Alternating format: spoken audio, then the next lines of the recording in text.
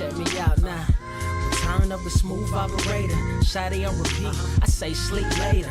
This another favor. Consider me your neighbor. Lost a lot of fam in pursuit of the paper. She gon' catch the vapors when we slide by. The way I speak my mind, it's like I peak my prime, but I ain't close. I cruise through the night air. Fantasy a dream. Real world is a nightmare. Like Claire battling the brainless. Learn to live shameless. Talk about me a lot, but claim that I'm nameless. You aimless. So I'ma style on them. They washed up. It's a rap. Throw the towel on them. Gaining miles on them. Otakus for the win. Tacos, it depend on the mood that I'm in. Like Finn when it's time for adventure. This some new blue. Get ready to enter my mind for a few. Come and take a ride with the crew. I'ma show you how to recoup days lost when you vibe with the blue. Come vibe with the blue. Yeah. About time to regroup. Fly, got my eyes on the view. Never hear lies, only truth. Realize why they vibe with the blue. Vibe with the blue. Vibe with the blue. Vibe with the blue. Vibe with the blue. Vibe with the blue. Vibe with the blue. Vibe with the blue. Vibe with the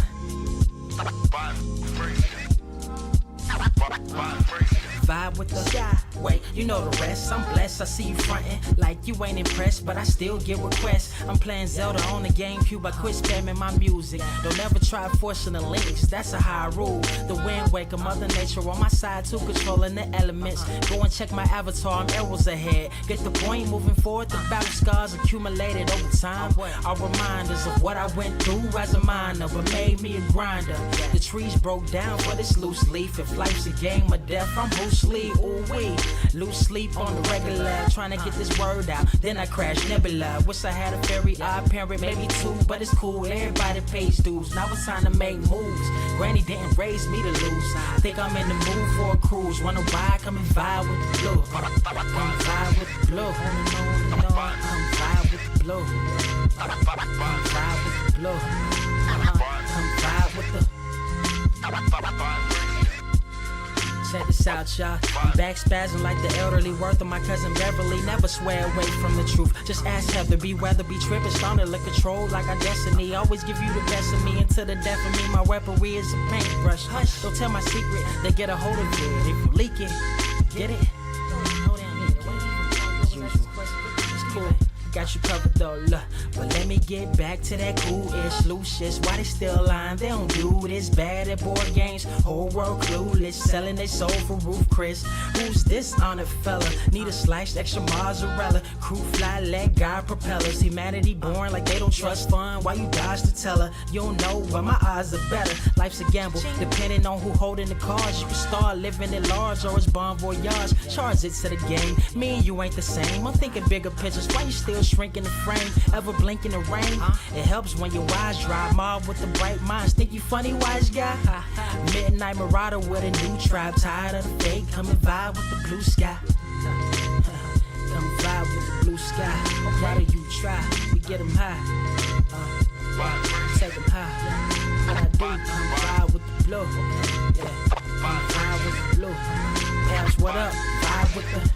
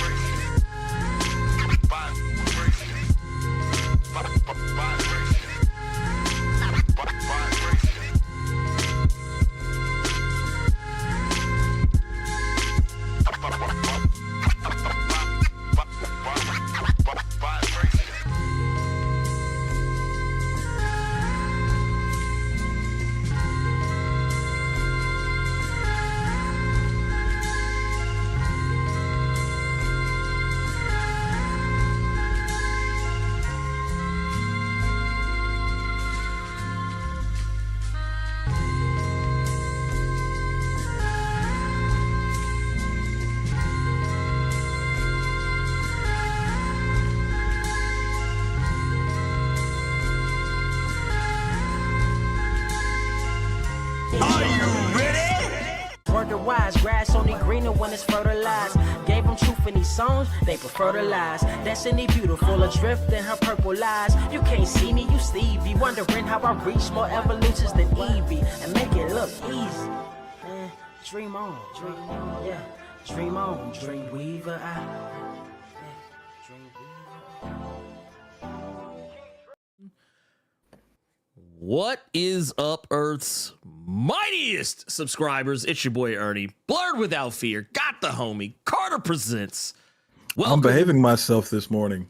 We only got coffee today. That said, welcome to episode 208 of the Blerd Cave, the #1 comic book news stream on this or any other Earth in the multiverse, including Spider-Verses, that you can also catch on Spotify, Amazon, Google, iHeartRadio, probably some other places I forgot to mention, because you know what, you can just get it anywhere. Which, by the way, if you do, give us a rating. It'll help us find more listeners like yourself.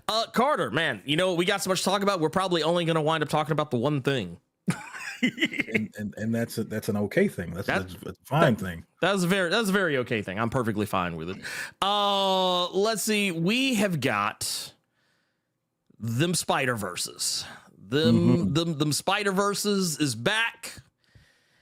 Miles Morales in the building, along with like a bunch of other versions of Spider-Man. Thing I think we've been waiting on for quite some time. But before we 100% jump into that, I do want to take a look at some super chats. We got some super chats that I want to address before we get too far off into it.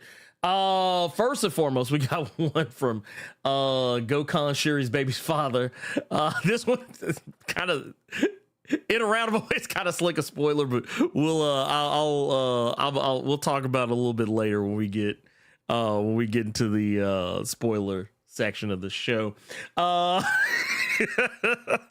And then we also got one from Levester the Samurai, starting us off right with 1999. In a super chat says, too busy to catch the show live today, but I wanted to wish everyone a happy Saturday. Catch y'all later. Hey, we appreciate you, pimp, and hopefully not working too hard or get to chill at some point in the day, hopefully. But that said, thank you for that. We are gonna go ahead and jump into it. Let's move those out of the way. All right, so as we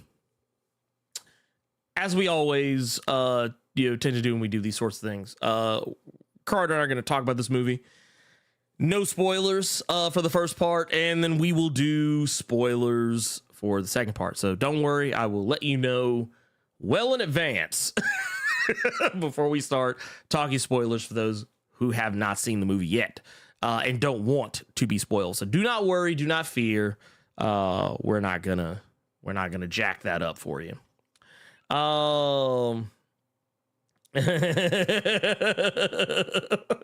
This LJ Brown with the 5 pounds.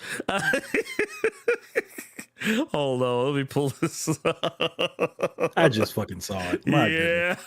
So Across the Spider-Verse for me gets no better love like Young Guns Rail or Carter at a buffet. You know what?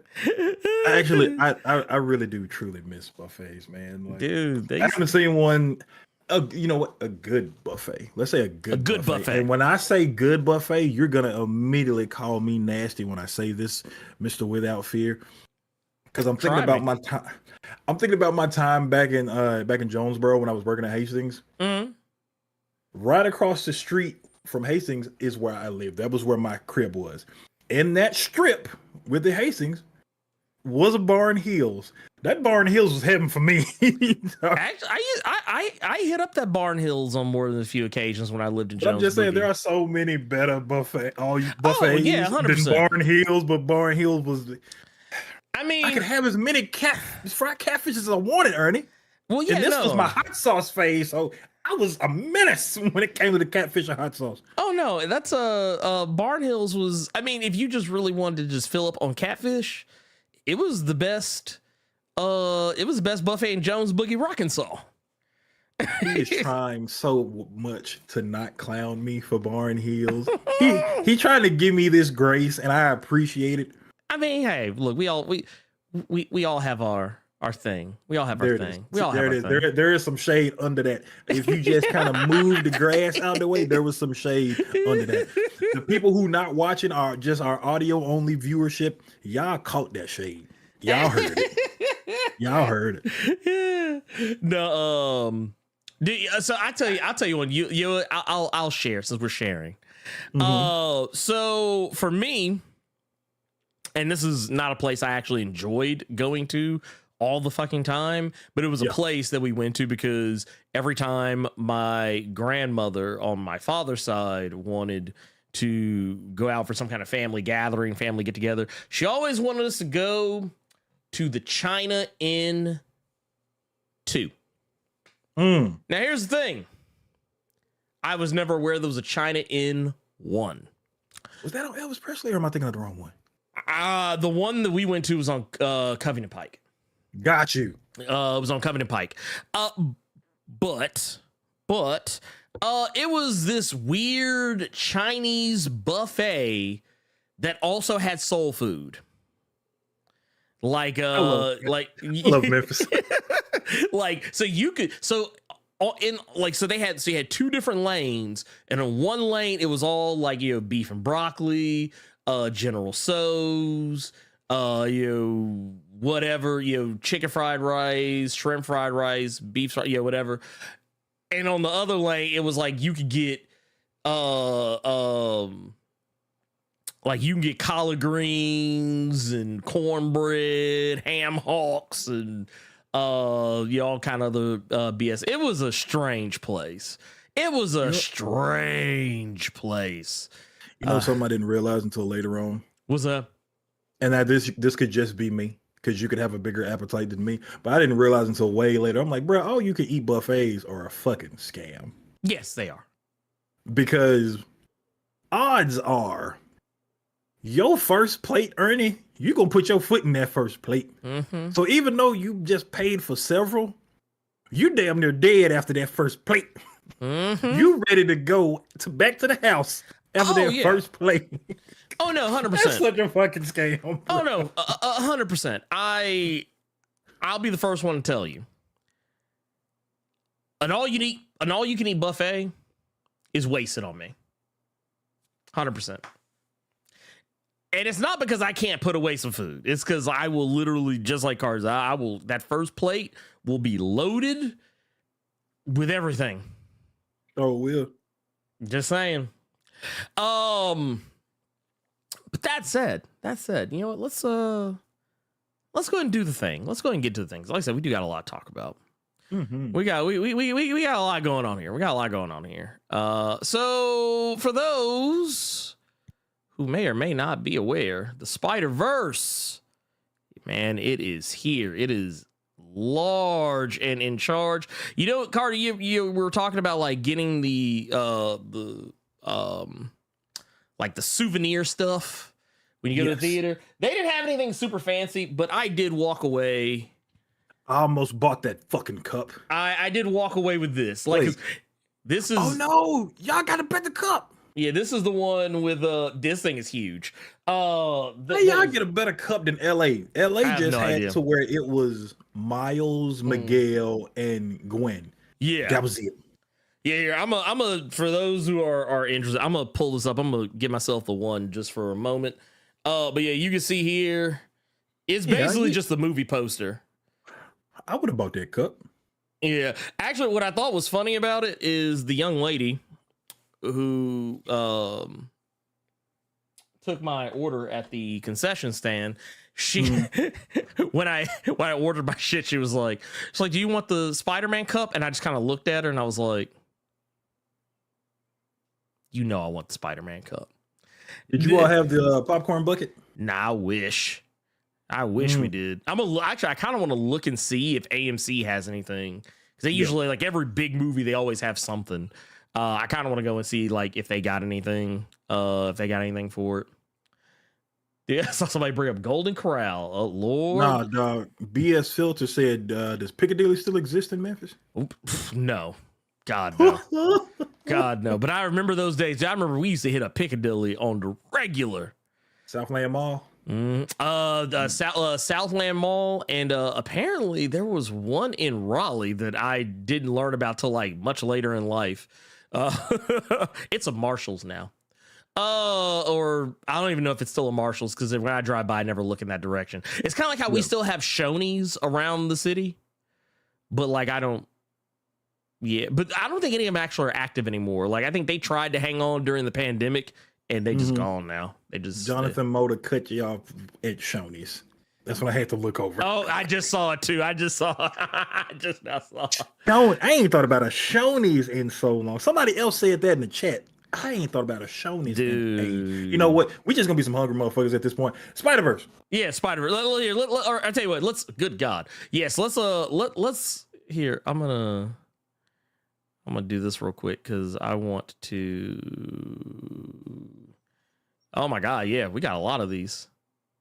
Good Lord, we got a lot of these. Oh, look, man! Look, man! Thank you for hooking my wife up with a membership. Look at that. I'm about to let Cynthia know. Look, hey, you got the hookup. Let's see. Let's run the first off. First and foremost, let's shout out to Gearless Mo out here hooking up the world. Hooking up the world with 20 gifted memberships, man. Bringing everybody into the fold, man. Bringing everybody into the Blerd Club mind. Look at her, just like BS Filter, Cynthia Ludy, Lee Leach. We also got Lawrence Mayberry, Reggie Jones, Strip 08201, Carmike the Stoke Splosh, Anthony Mariggi, TJ Tennant, Willie Davis, Nicholas Grady, Anthony Hayes, Asia Urban Refuse, Black Phoenix 77, Tex Nerd, Large, C-Mac the Great, Lawazi, you gonna fall out in that damn shirt. Yeah, I am gonna probably fall out in this motherfucker. Oh, and drop combo. We also got, thank you for that, Gearless Mo. We also got $4.99 from Legion said, they made Beagle Guy Importance, which I thought was a throwaway joke. I mean, you know, these are things. Cynthia said, I'm a member now. Like, hey, I'm somebody.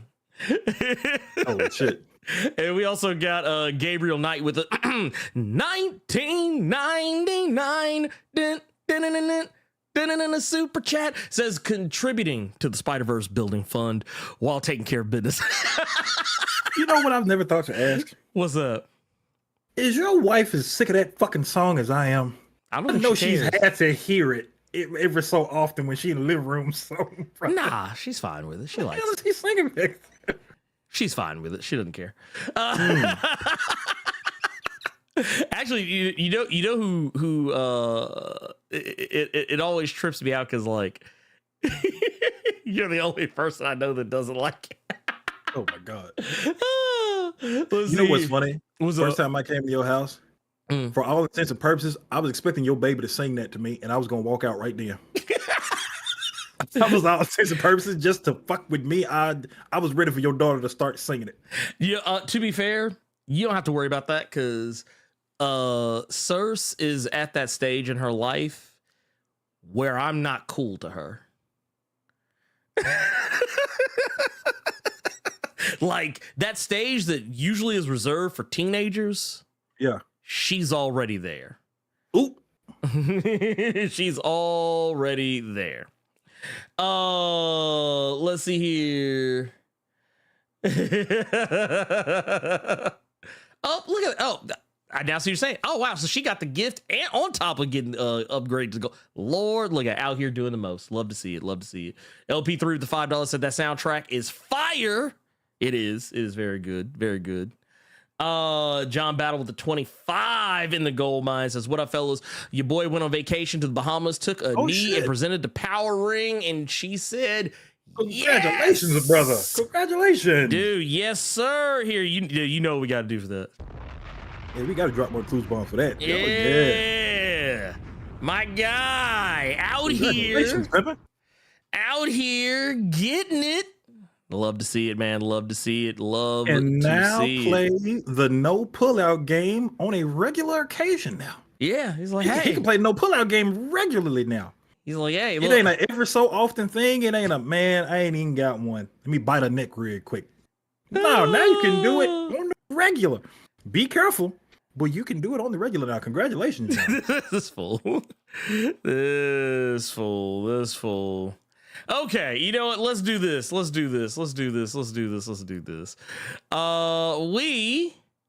We are gonna get. We're gonna go and get into it. First, let's start it off with because there's some little BS that I want to get out of the way first regarding it's nothing bad. It's just the usual shit. You know, the usual stuff that when talking about a movie of this magnitude, So first and foremost, for those who have been living, if you have somehow been living under a rock and did not know, somehow, some way you did not know, Spider-Verse is out. And to be fair, I'm one of those people living under a rock because I kind of forgot the movie was coming out until the week prior. But Spider-Verse, Spider-Man Spider-Verse, or technically Across the Spider-Verse 2, it is out. It is in the theater, or as my daughter likes to say lately, can we go to the cinema? Because it sounds fancier that way to her. But no, it's out. Miles is back, baby. And I gotta admit, you know what this movie made me remember? What's that? It made me remember Shameik Moore as a thing. Like, you mean like when Dope came out and then he got this, he was just supposed to be just the next. He was Goldberg status. He was next. Yeah, but you know the funny thing about Shameik Moore, and I'm not gonna harp on this for too long because for one, I don't even remember exactly what it is that folks are trying to cancel him for. I just remember that there was one point in time folks were trying to cancel him. That's all I remember. But no, there was it made me remember that dude had gotten in trouble for talking some wild, spicy shit a ways back. Like, it was during the pandemic, so most people don't even remember it. But yeah, dude, I gotta say, off rip, I just want to say, Shameik Moore, you know, say what you will about his personal opinions. Did he put his foot in that Miles Morales role, this movie? Like, I was very pleased with it. This movie is, I mean, as one would imply, I mean, it is Spider-Man Across the Spider-Verse, but this is very much a Miles Morales movie. And while it does take those opportunities to tell the stories of other characters, it is still, once again, at the end of the day, a Miles Morales movie. And not that he needed the help, or anyone else to carry the bag for him while they try and race to the finish line of this movie and steal all y'all's money. It was still a really good performance. Like, I feel like, you know, from where Miles was when we left off, you know, with the with Into the Spider-Verse, I feel like, Miles was pretty much, I won't say exactly where I felt he should be, but like the where he was by that point, it felt right. Like, you know, he's growing. He's not just the kid who's trying to be Spider-Man. He's legit Spider-Man. By this point, like, he is full on thrown himself into it. It is not just, he's not the kid looking up into the to the glass pane, trying to figure out what he wants to be, how he wants to be a hero. Like, no, he is legit the hero now. And this movie does a really good job of kind of putting him in that situation, but also at the same time still throwing in the hangups that we expect a Spider-Man to have. And I thought they did a really good job with that. And then I guess we also can't understate the performances of a lot of our other characters. Haley Steinfeld back as Spider-Gwen, or rather Spider-Woman, but everyone just kind of colloquially calls her Spider Gwen. I'm glad we don't go trying, with Ghost. They trying that Ghost Spider though. They trying to get that out there. They keep trying. I'm like, man, look. I'm like just like how you can have multiple Spider-Men. Mm-hmm. Just say she's Spider-Woman and be done with it. It's okay. I'm sure Jessica Drew don't mind. Yeah. With you saying that this is at the end of the day a Miles Morales movie, just a Miles Spider-Man movie. Shit, I would almost go as far as to say it's just as much Gwen movie in this sequel. Yeah, it is. It is. To the point, and this isn't really a spoiler, the movie starts with Gwen. And at first I thought as the movie started, I thought it was a weird choice.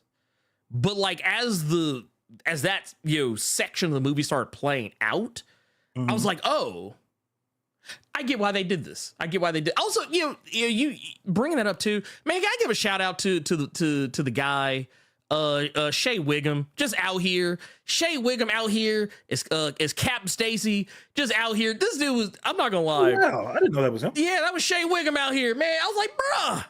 Every time I hear his name, I just think of Chief Wiggum.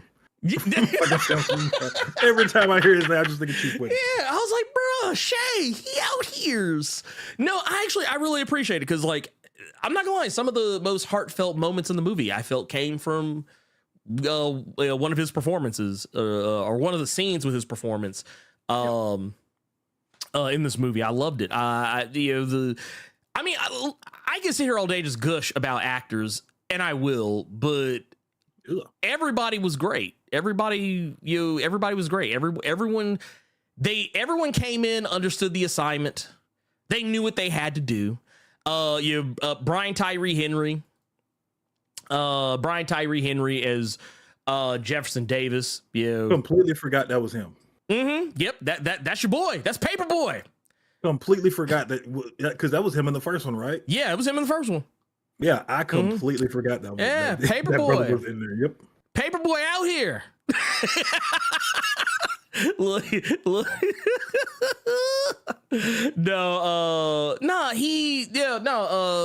He handled his business. I thought he did a really good job. It's kind of weird. His role is not quite as expanded in this film, and while I was a little saddened by that, what I was happy about is that we got more of Rio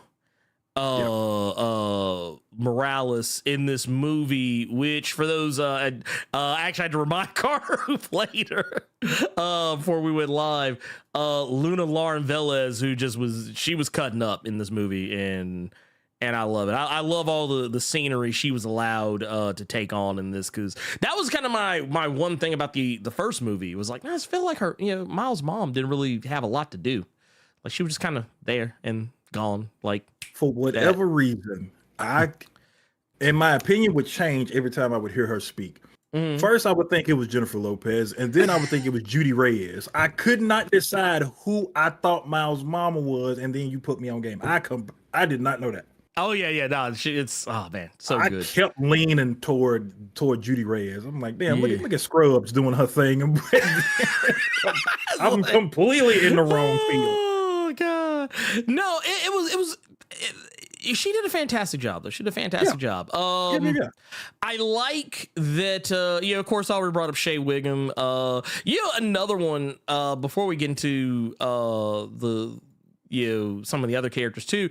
Also, I really appreciated Issa Rae's Jessica Drew as a Spider-Woman. I really appreciated Issa Rae out here as Spider-Woman, out here holding it down and doing what I felt was a pretty fantastic job. Like, just mostly because I feel like Lord and Miller, I feel like they resisted the temptation that a lot of directors don't seem to be able to resist when they are doing a movie that has any kind of seriousness to it, and they cast a comedic actor.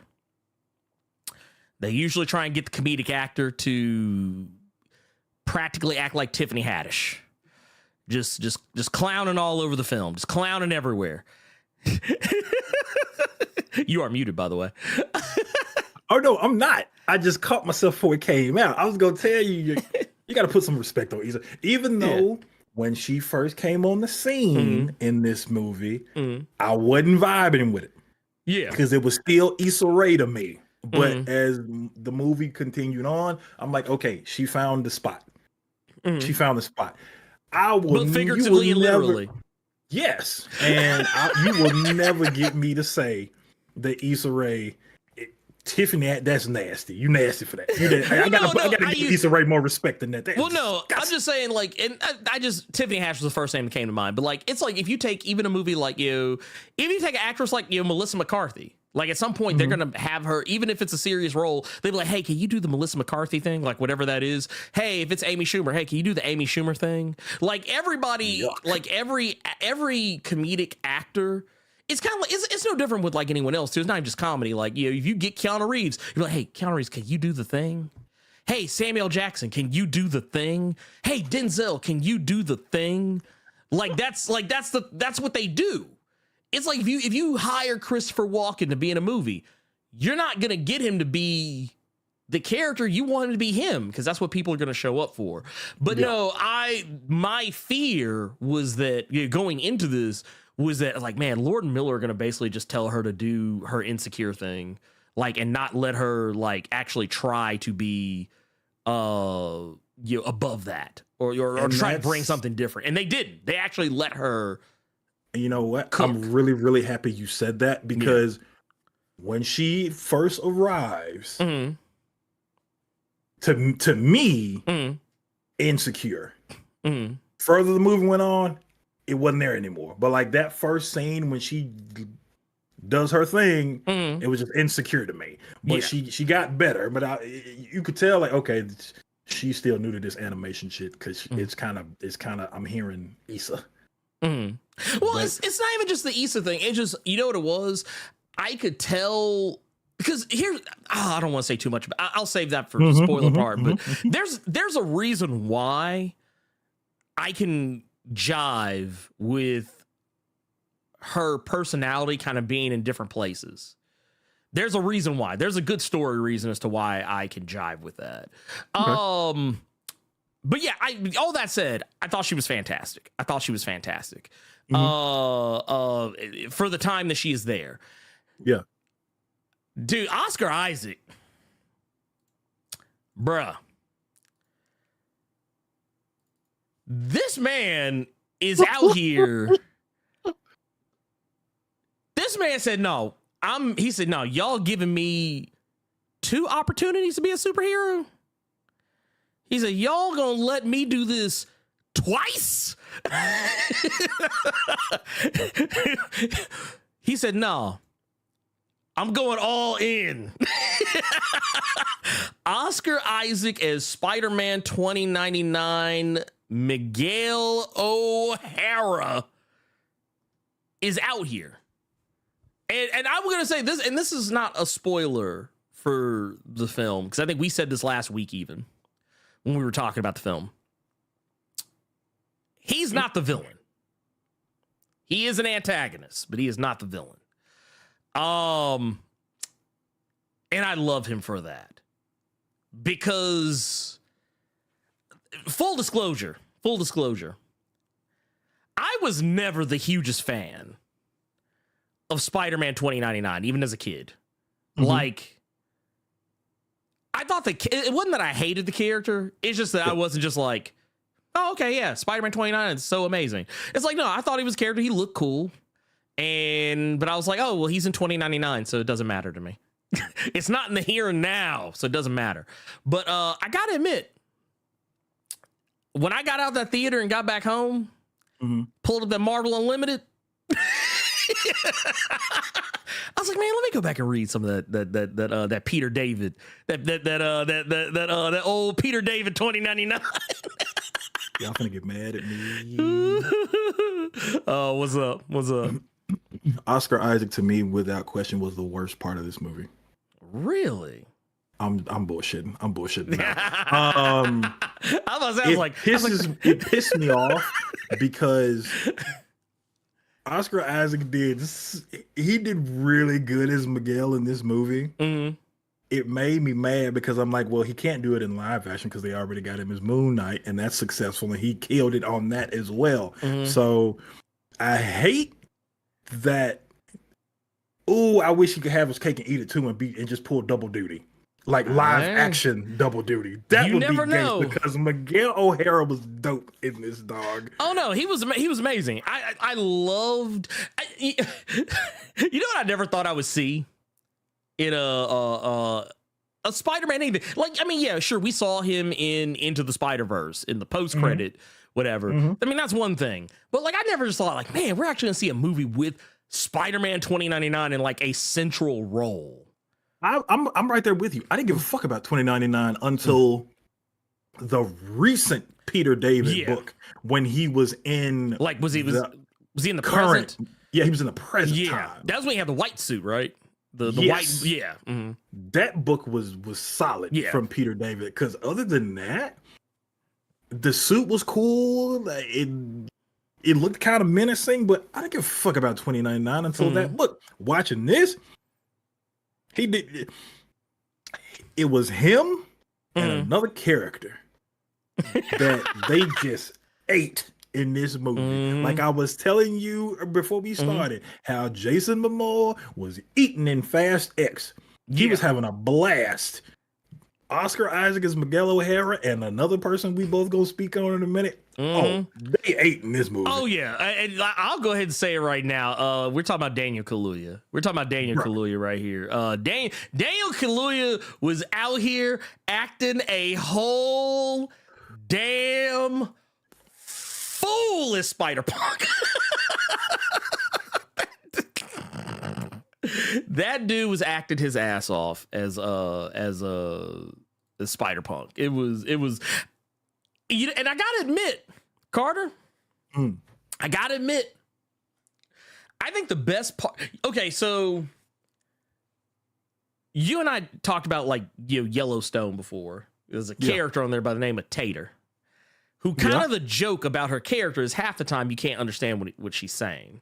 Yeah, that's kind of the joke.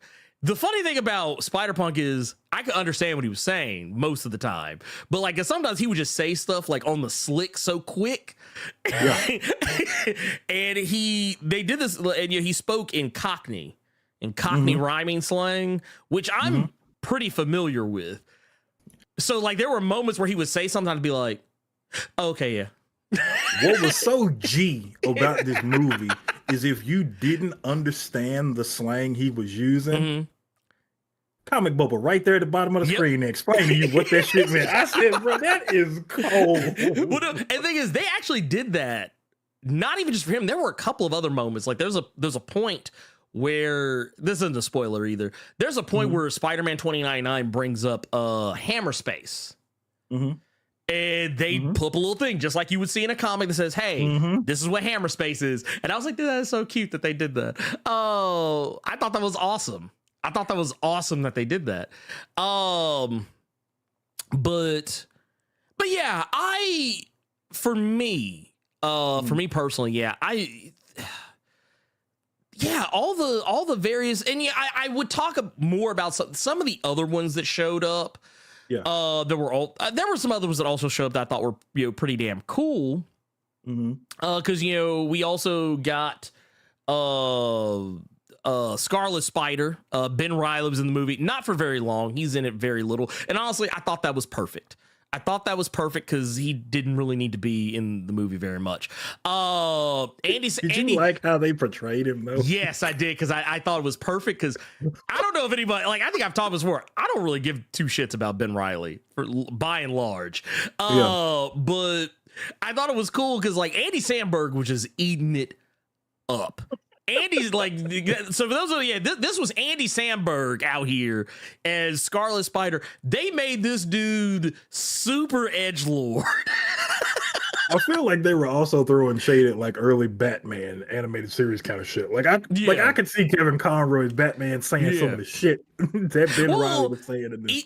Well, not even just that, but like Ben Reilly as a character became very edgelord over the course of his publication. Like that dude just like, God damn, I was like, dude, you little extra.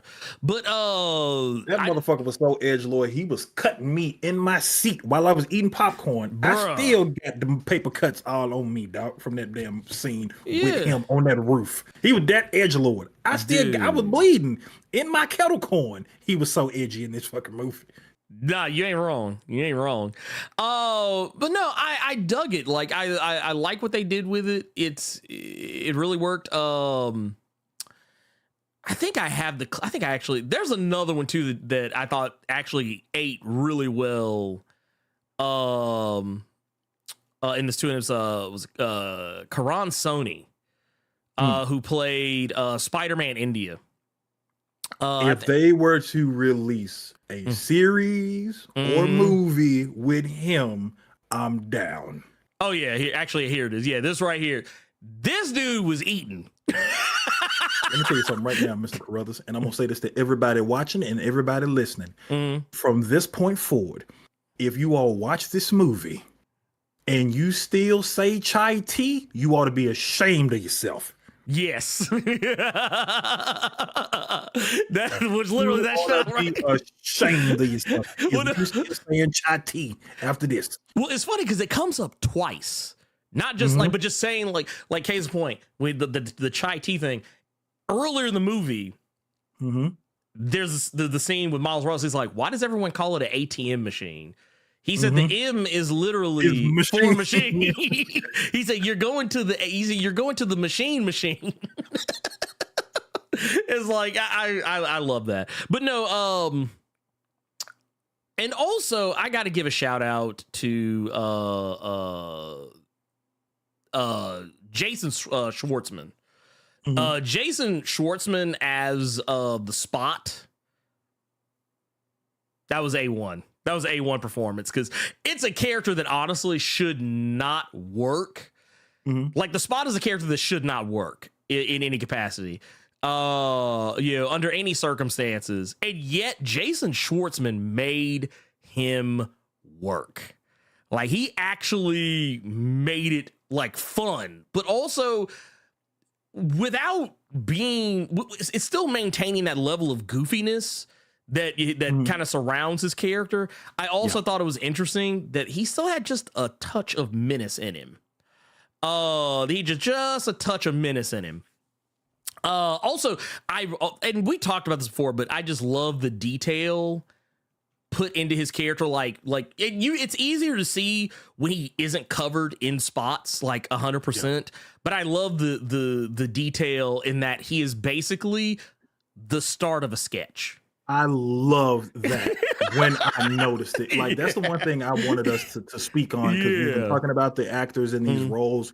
But you got to talk about the animation. Like, dude. Oh no, the animation was goodness. Dude, if there's any one thing about okay, first off, this movie shines. Actually, this is what I wanted. This movie shines on animation.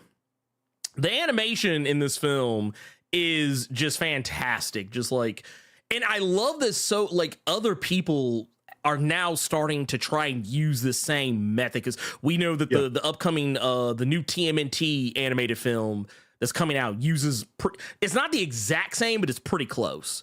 Did you have that preview in your screening? Yes. Okay. Yeah, I'm excited for that movie. I'm super excited for that movie. It can't get here fast enough. Which I mean, I think it actually comes out in the next week or so. But but no, I really love the animation, how they're able to because the interesting thing about Spider-Verse is there are some characters that are animated somewhat differently. And how Yoda reminds me of I don't know, Carter, if you're familiar with the show or not. There's a show called Amazing World of Gumball. Yeah. So for those, I'm just gonna say this for those who may or may not be familiar. First off, I'm gonna put this out here. I don't give a shit. Amazing World of Gumball. That's my shit. I love that show. It is so good. It is better than it has any fucking right to be. But what I always loved about the show is they do the same thing. They blend a bunch of different animation styles into one thing. So like your main characters are cartoons, you're traditionally speaking, but there are lots of other characters that are either like stop motion or live action or Spider-Punk was just, my goodness. Yeah, that was so. Yeah, Spider-Punk, his animation, like, and I know some people probably saw the trailer and thought that like, oh, that's just something they did for his intro. No, that's how he looks all the time. Like standing still, yes, and is still doing that. Yes, like he has that outline. And actually, the other thing I like about it too is there were some times, and I don't know if maybe this was just me, but there were even some times where he was in black and white. Like there were like some moments where he was in black and white and like, but other parts of him would like the outlines would still be in color or everything else around him. Like it was just really good. It was just really good. I love what when they he did. Had his mask off and you see how he really looks, but the guitar was still yellow, red, blue, orange, red. Like it was. I love it. If this doesn't make you a fan of just animation in general, something is wrong with you. Honestly, a lot of films nowadays have been killing the animation stuff. The Sonic films, Super Mario, now this, Puss in Boots. Like these animators are real. You got to put some respect on them. Like, oh my fucking goodness, it was fantastic. And I gotta say too, as far as like, man. I can't honestly. I could sit here and talk about the animation all day because it was just that good.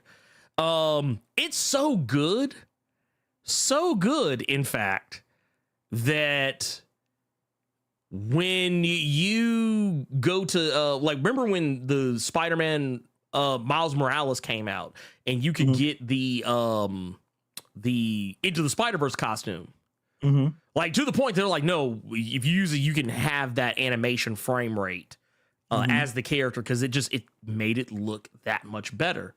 It's one of those things like I notice I love it because not only is it like because it is like a CG animated movie, but and I said this about Into the Spider-Verse when it originally came out. I love it because it just reminds me of the stop motion I grew up on and how much I love it. Yeah. And it makes me wish that people still did stop motion on a regular basis. But this is kind of like a way to do it without actually going through all the painstaking, because stop motion's not viable for long term because there's just so much that goes into it. It takes a long time to do. But this is just kind of a way to do it. And some might call it cheating, but I feel like it works. Like taking frames out here and there to kind of make it look just a little bit like it, like to the human eye, just looks a little bit off. It makes it look that much better. This is going to be the movie to beat right now. Oh, 100%. When it comes to animation and art direction. I think it's like I'll take you a step further. This is the movie to beat, period. This is the best movie of 2023 so far that I've seen. This is the best movie. Trouble. I don't care. They can be like mad. Just be mad. I've never been someone who I've always cared about acting. Yeah. I've always been a fan of that, but just I remember being annoyed when Black Panther won like best costume design and little shit like that. I remember being so annoyed because I was just so ignorant to the fact that people put a lot into that. Yes. So when I'm watching this film and I'm seeing the art direction and I'm seeing just the animations, because people have been spamming it in our chat right now that like you could literally pause any point of this movie and you have a fantastic shot. You got a poster. No. If you go like, okay, so I'll say this real quick and I'll jump on. I'm gonna jump on your point.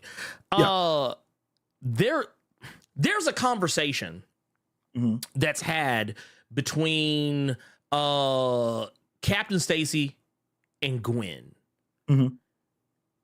towards the end of the movie. And every frame, even when they did like weird backgrounds for almost seemingly no reason, it was like something like, dude, I would take this shot and put it on my wall. Like this is like, these are all shots I could put on my wall. You know what I mean? So Here, hold. Whoop, that was my bad. I mean, that was me. I did that. That wasn't you. No, but no, for me personally, yeah, it was fantastic. But no, going back to the other thing, I don't think this movie is just going to win Best Animated Film. This movie does need to be nominated. I know we say this all the time for superhero movies and such. We'll be like, oh man, this movie should be nominated for Oscars. It was that good. No, this movie, I don't think it needs to, like, okay, yeah, you can put it in the Best Animated Picture category for your Oscars, your SAG, or whatever. Yeah, you can do that. That's cool.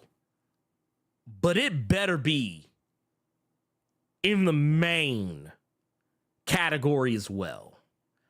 Because the movie was legitimate. Like, honestly, yeah, I know the Oscars, they usually like to put up all the indie art house stuff. But here's the thing. This movie, from not just an acting perspective, but from a technical perspective, literally from every phase of the game, this movie is a marvel. And that was corny. It was corny, but it was not untrue. It was not. It is not an untrue statement. And I'm not alone in feeling this. I was even I saw John Campea saying the same thing. This movie, this would actually be criminal against everyone involved with making this film if it gets snubbed. Criminal for getting snubbed for Best Picture, or for just not even being nominated. Oh no, I'm dope. Yeah, if you don't give this animation or art direction, you are actually on dope. Yeah. Like something is actually wrong with you. Yeah. Don't make the mistake. Don't make the mistake of going, and I will say, the first movie got its flowers because it did win Best Animated at the Oscars. And so yeah, it got its flowers there. But I think this movie deserves the overall nomination. Not just animated. It deserves Best Picture overall because it was that good. This is 100% my favorite Spider-Man movie now. Like, it was like Spider-Verse was my favorite Spider-Man movie. Now Across the Spider-Verse is now my favorite Spider-Man movie. I think is the best Spider-Man movie you can watch, regular or otherwise. I would go back and watch this 1,000,000 times over. I know some people want to say, oh, well, what about the live action? Yeah, those are great. But nothing has captured Spider-Man for me like these animated ones. And that's on that is, look, you take that to the bank. That boy said that's on gang. Yeah, right. Man, that's a big statement. I had fun with the movie. I think this was a really, really fun cinema experience, but I also think just what I was telling you before we started the show, I think you really have to buy this, like, to watch at home, just because there were so many shots and scenes where you would just want to pause or play it a little bit slow, and you just kind of just want to lean back and just look at it, just take it all in. Take it all in, just because, again, the art direction, the animations, just every little detail. Scenes like this. Scenes like this.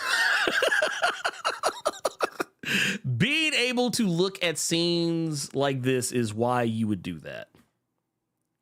Yeah. It's a beautiful thing. It's a beautiful thing. It's so good. Like, honestly, we might fuck around and go see it again tonight. Oh wow!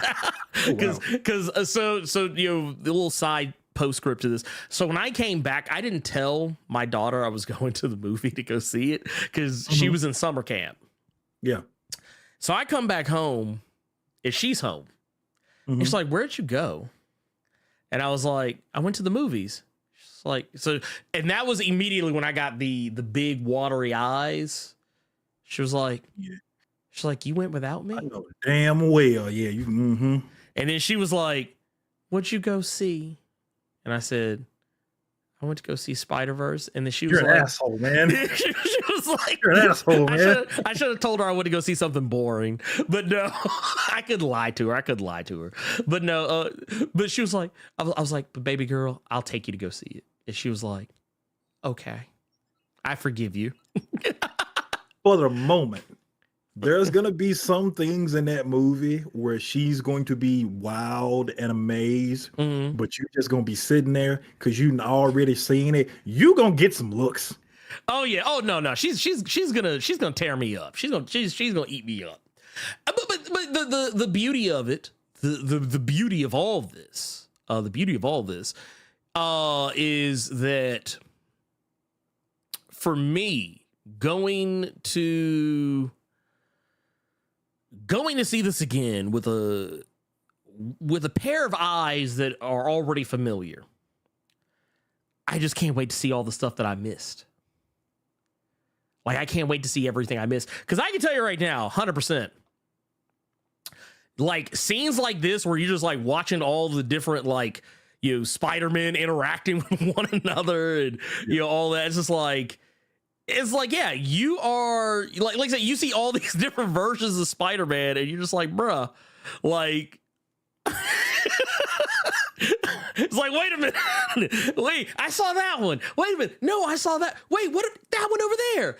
Like, there were so many of them that I was just like, I can't keep track of them all. It's already making a lot of money. I had the stats pulled up, but then my phone crashed. But this money is going to make, or this movie is going to make a boatload off home video sales and streaming. I think, just because people are going to do exactly what you're talking about. Repeat view. Yeah, just looking for certain things, man. Well, and I go and tell you right now, so far, it's made 69 million. Okay. 69 million, which, to be fair, if we're going to be fair here, it's already like a good ways to its original for the first movie's gross. The first movie made 190 million domestically. 375 million worldwide. But this one I think it's going to dwarf that. I don't think it's going to make $1 billion. I don't think it's going to make $1 billion like I've seen some people claim that it might. I'm not going to be that hyperbolic.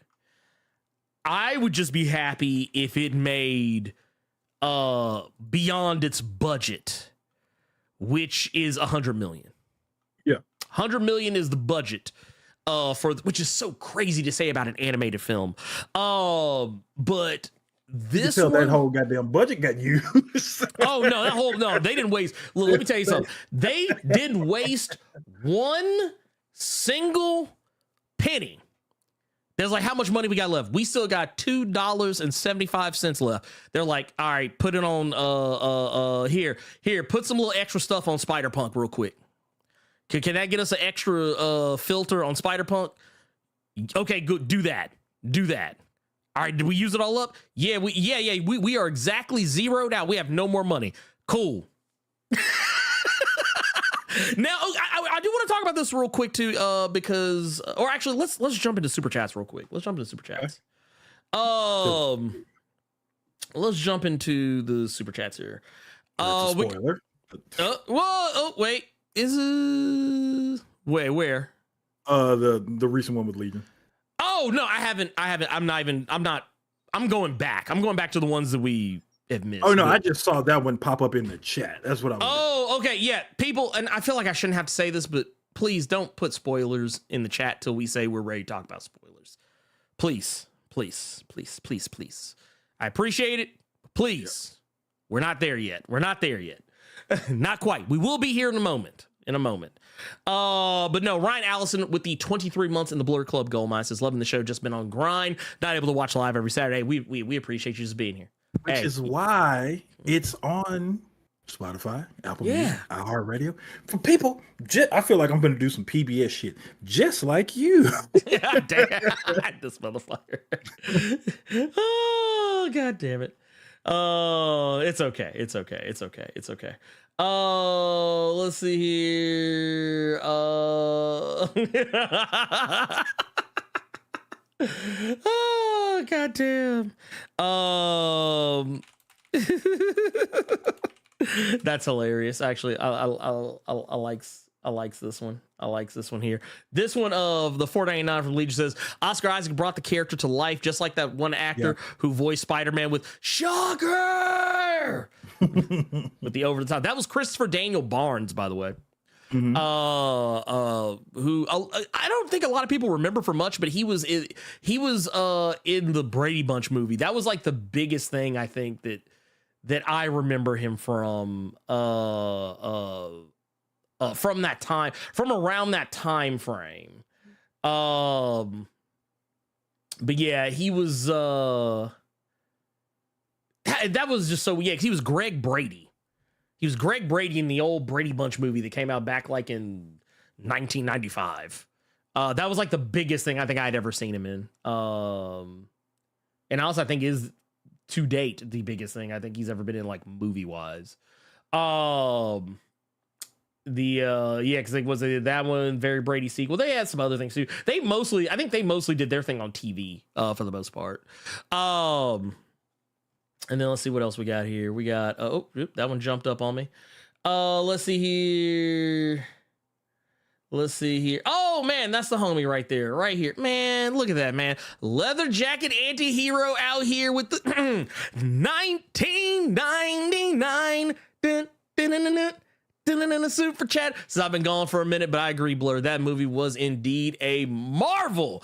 Carter, I appreciate that Black Market Flea plug. I went last weekend and it was absolutely lit. Man, I'm happy you went. Anyone in LA, I'm going to try to go to a lot more of those. And if any of you people are in the LA area, I've met several of you at comic shop that I go to in Venice. I met one of you. Shout out to, oh my God, I think your name was Brian. I'm so sorry. I can't remember what you told me your name was on YouTube, but I actually met one of Earth's Mightiest at my screening of Spider-Verse yesterday. And shout out to you, bro. But yeah, if any of you all are in the LA area and you frequent a lot of these things, let me know on Discord. Let me know on Twitter. We can all just meet up, man. Have a drink, socialize, point at the funny dressed hippies and hipsters at Black Market Flea.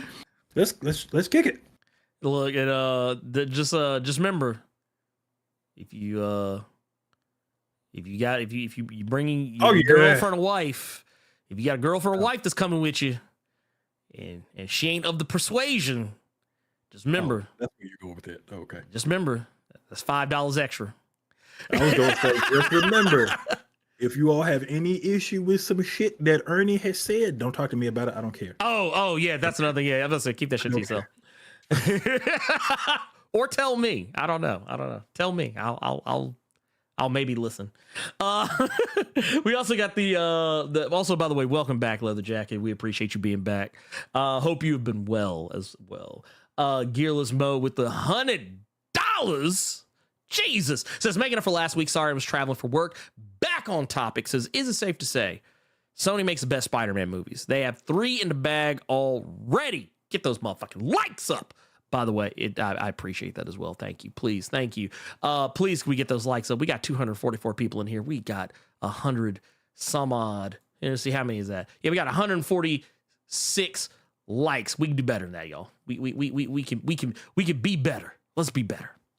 Putting spoilers in super chats. Yes, please. Let's not do that. Let's not do that. Let's see. Yeah, please. We're not there yet. We're not there. We are about to go there, but please don't go there. Just see, audio only people, y'all ain't got to worry about this. Y'all are smooth sailing. Yes, y'all are definitely smooth sailing. Like I said, we're not out. Like I said, you know what, Carter? I legit even went as far as to put an extra thing on the lower third that said no spoilers. Am I gonna have to go back to using the big ass fucking thing across the screen to say no spoilers like for the whole time? I'm gonna have to do that. I don't want to time y'all out because then we'll lose the super chat that you all are saying, and I want to read them. But please, he's already said it. I don't say it because I don't like repeating myself. I just put your ass in the hole. Stop putting spoilers in the super chat. Please. Like I said, holy shit. Yeah, we're about to talk about spoilers. Just hold on, just a little bit longer. When I give the signal, when I put the, trust me, it'll be big. It would be, I'll even, maybe I might come up with some kind of animatic that'll even be a big signal in the sky that says spoilers. That might be a thing to work on in the future. That said, I guess at this point we may as well, because God damn it, like. Oh, yeah, because pretty much all the rest of these are spoilers. All the rest of these are spoilers. Let's just go ahead and do it now. Yeah, I guess we might as well get into it because the first super chat from Legion is actually something that happens relatively early in the film. Oh, here, let me do this real quick because I want to make sure everyone knows. We are going into spoiler territory. We are going into actual spoiler territory here. So if you have not seen the film, you do not want to be spoiled, I'm going to play this little thing real quick. And when we come back, it is going to be full on free for all with spoilers. So yeah.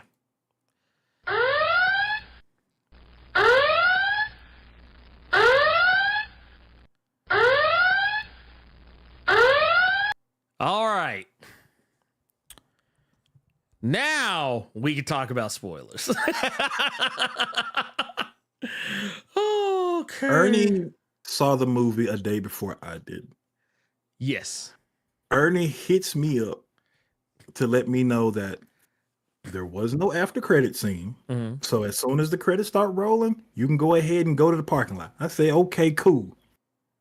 Then I get another message. Carter, you gonna holler like 4 or 5 times at certain shit that happens in this movie. I didn't know what that meant. I'm like, okay, let's see. Because there have been instances where he's been right. There have been instances where he's been wrong. Let's see. Get to a certain point in this film, I pulled my phone out immediately. Luckily, I was sitting at the top of the theater, so I wasn't bothering anybody. A lot of y'all asses be like super duper, like in the middle of somewhere with y'all bright ass phone screen. I hate you people. But something happens, I immediately pull my phone out. Well, Ernie, that's one screen. Well, there's number 2. Like I said, there was a lot. Okay. Here's what I'll definitely say, because now I'm gonna read these because we actually can talk about these now. Since the Lego verse was funny with the bee boops and all, that part was pretty cool. I was not expecting any Lego stuff, but then I had to remember, if I'm not mistaken, Lord and Miller were the ones who directed the Lego movie, I believe. Oh wow, okay. I believe. I could be wrong. I'm double checking myself here. I'm double check. Yeah. Phil Lord, Christopher Miller, they were the ones who directed the Lego movie. So that actually, so just the idea, they already kind of knew how to do this anyway. And they did it, took care of it. It was actually really fucking cool. Gokon sure his baby's father with a $5 says the scene where Miles' heart drops when Gwen said she stayed over Spider-Punk's place. Said we all been there. Well, the funny thing about that scene is how she plays it off, and then later on he comes back talking about she left her toothbrush. Like, what's your toothbrush doing over there? Now here's the thing. I'm gonna tell you why you can't look too much into it. Yeah. And I'm happy it was just a little off-color joke. You keep it moving. Yeah. Because you have to remember, y'all, because Miles says it when he's arguing with his parents. He's 15. He's practically an adult. But you got to remember, he don't have a driver's license. He can't drink yet, which more than likely means, since you're going by the first film, and I think they said, was it a year? No, they said a couple months passed. 6 months. Since what happened? 6 months passed. Yes, yeah, about 6 months or so. No, they ain't legal yet right here. Maybe in some gross southern areas that we don't like going to, that can go down. But you got to remember, these are still cheering. Hey, look, look, let me tell you something. 15, so she was only 15-year-olds. Hey, speaking as a 15, can't say that demonetization. No, I'm just saying. Speaking as someone who was once 15. We don't know that. I'm just saying, she had that toothbrush over there because she couldn't go back to her dimension because her daddy almost caught her with the blicky. That's how we gonna chalk that up. I will. I'm actually gonna go ahead. No, I was gonna say the funny thing. No,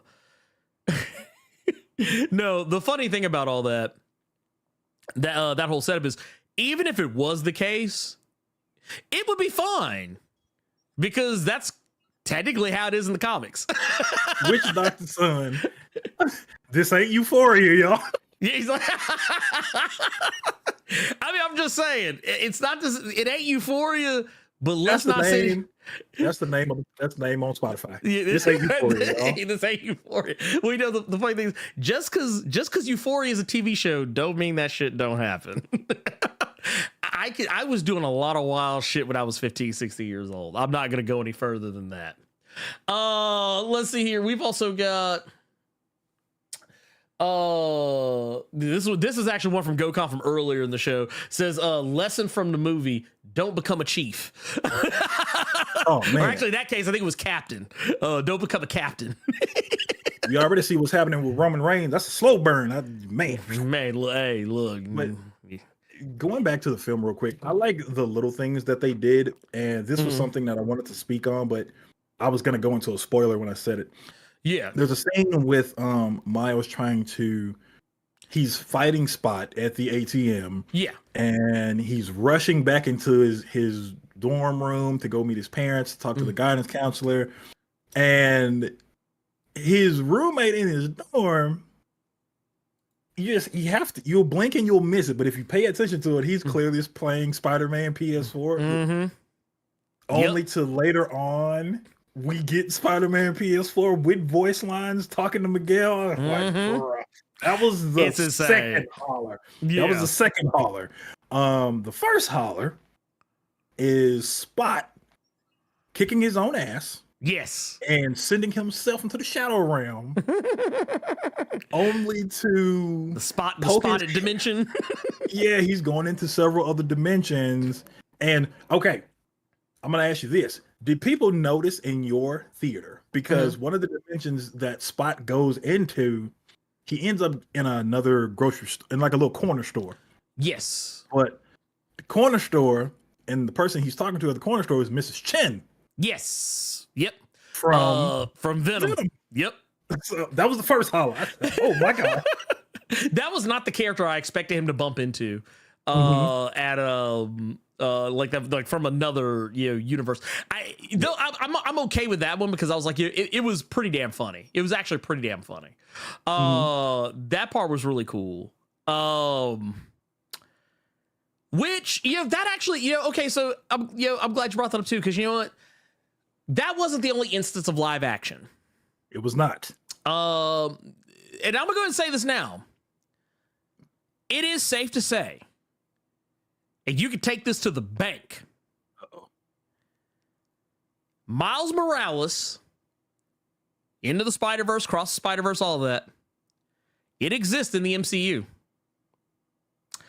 And I say that because we see two characters, specifically, who've recently appeared in an MCU movie. We saw Andrew Garfield and Tobey Maguire. Granted, the scenes they showed were not new scenes. They weren't newly shot scenes. These were taken straight out of their respective movies. So Spider-Man, the first Sam Raimi Spider-Man, and then the first Mark Webb Amazing Spider-Man. The dimensions of Andrew Garfield's scene looked like it was pulled straight off the bootleg version of the movie when he was crying. Yeah, it was kind of weird. That one was kind of weird. I don't know what was going on there. The ratio was so weird. Well, you know what it was? It was the yaw, the pitch and the yaw of it. I think that's what made it look weird.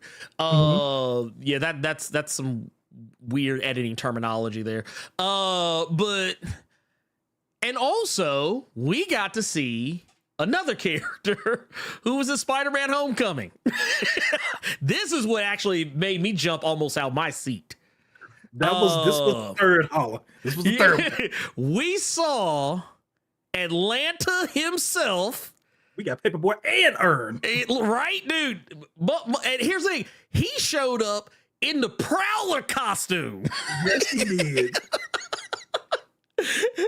And then told you, because it's funny, because I think that was almost kind of meta. Yeah. Because we see him in the Prowler drip, and Miles is looking at him. Yep. And then he looks, and he just goes, and I feel like he was talking to everybody in the theater.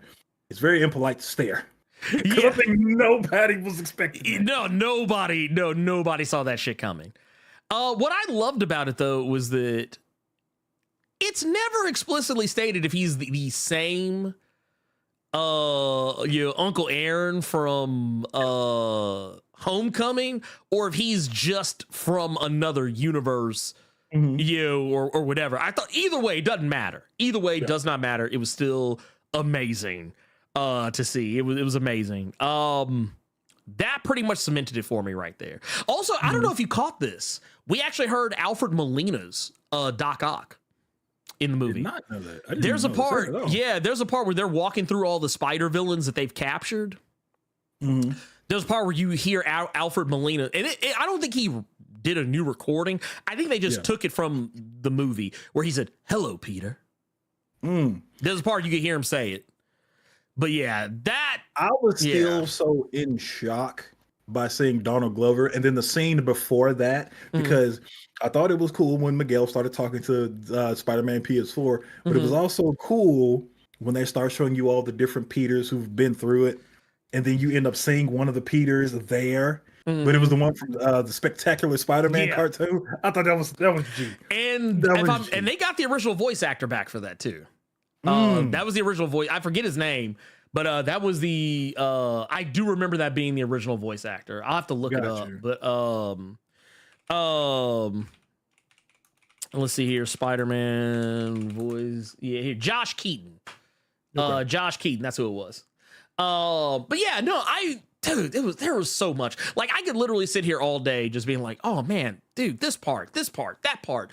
Let me ask you this. What'd you think about how they tied in the Spot to the first movie? What'd you think about that? It made me want to rewatch it, but at the same time, I was kind of like Miles in the sense of I don't care. Yeah.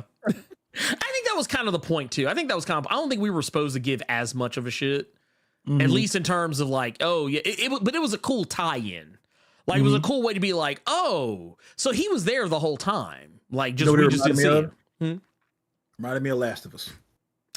Okay. Now, yeah. That's exactly what it reminded me of. How they introduced Abby.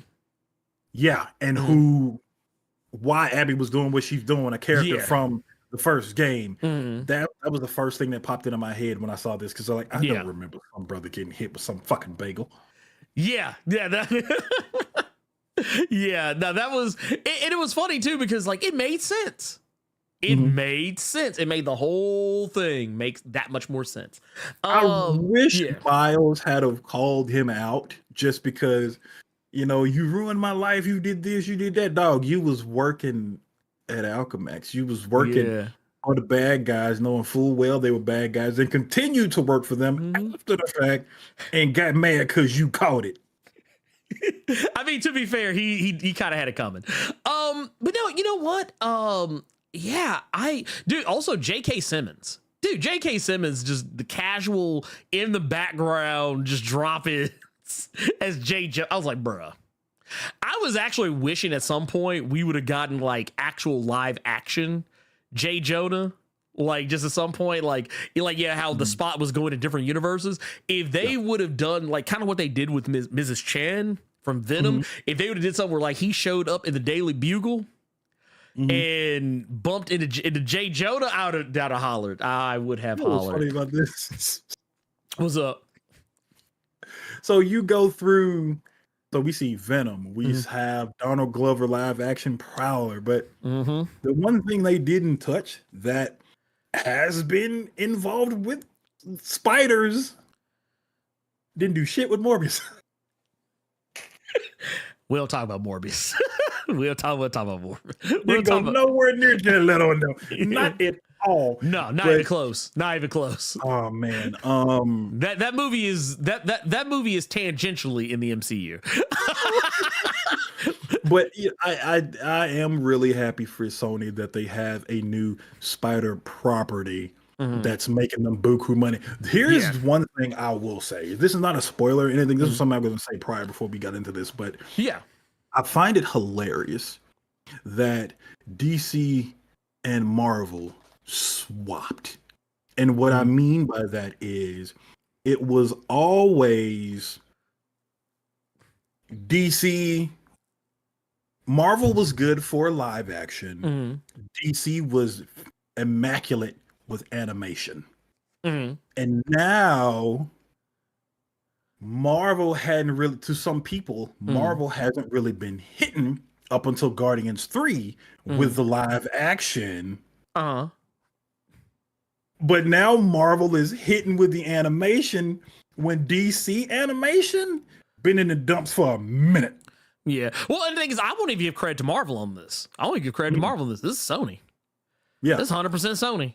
I mean, yeah, it's an association with Marvel, but it's more so just Marvel property animation is kicking DC animation ass right now. When the last time you heard somebody talking about some DC stuff, if we weren't clowning it, or you saying that it was just Aldous Hodge just talking? That's still funny to me, bro. I mean, that's what it was. He was just talking. He was just reading his lines. I mean, I stand by that shit. I would tell that motherfucker that to his face. I'd be like, I mean, I like movie was good, but I mean, you were just reading. But yeah, dude, I think that's really, really cool that's where we are right now. And it's just, oh my goodness, there are so many. This is one of those instances where it's really the little things, and the little things are just huge. They are huge. They are huge. Huge, and they are such a love letter, and it's so great. And oh man, like we're getting into spoilers now, but like, dude, how did you feel about Miguel and him basically? Because the whole thing with Miguel was that his character was just dark. Yeah, no, it was. And when we see why Miguel is doing what he's doing, did you expect them to go that far to where you just see his baby getting heated to the gulag in his arm? It wasn't his baby. No, it was. So basically what they did, and honestly, that was a good setup there too, because for anyone who is here in spoiler discussion who has not seen the film, basically what we're talking about here is that there's a point where we go into Spider-Man 2099's backstory. And we discover and we saw this in the trailer. We saw this in the trailer for the film. There's a scene where Miguel is looking at an image of himself with his child.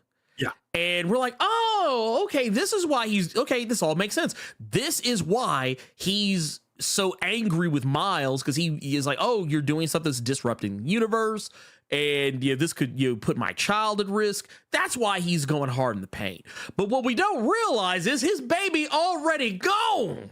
And like Carter said, that's actually not even his kid. That's actually the child of a Miguel from another universe. And that he came to that universe and took that Miguel's place because that Miguel was dead. That he had died under some Mad Men Don Draper shit that Miguel over here doing, dog. Right. But you know what it actually kind of, what the seed I feel it implanted? I feel like it set the table for what they could do with Miles regarding like potential live action versions. Because one of the things that a lot of people might forget about Miles Morales is that while he is in the main canon universe of Marvel Comics, he's actually not from Earth 616. He's from Earth 1610, which is actually where he is from in the Spider-Verse films. But one of the things I loved about this, and dude, the second they said it, when because the whole thing here, the whole canon events, all that stuff, everything that a Spider-Man must go through, the death of an Uncle Ben, where in the case of Miles, he didn't have an Uncle Ben, he had an Uncle Aaron, the fact that a Captain Stacy has to die, and it just so happens that while under normal circumstances for a Peter Parker, Captain Stacy is like the father of a Gwen, who they have some kind of relationship, whether it's friendly or otherwise. And in this case, he doesn't have a Captain Stacy either. His captain is his dad.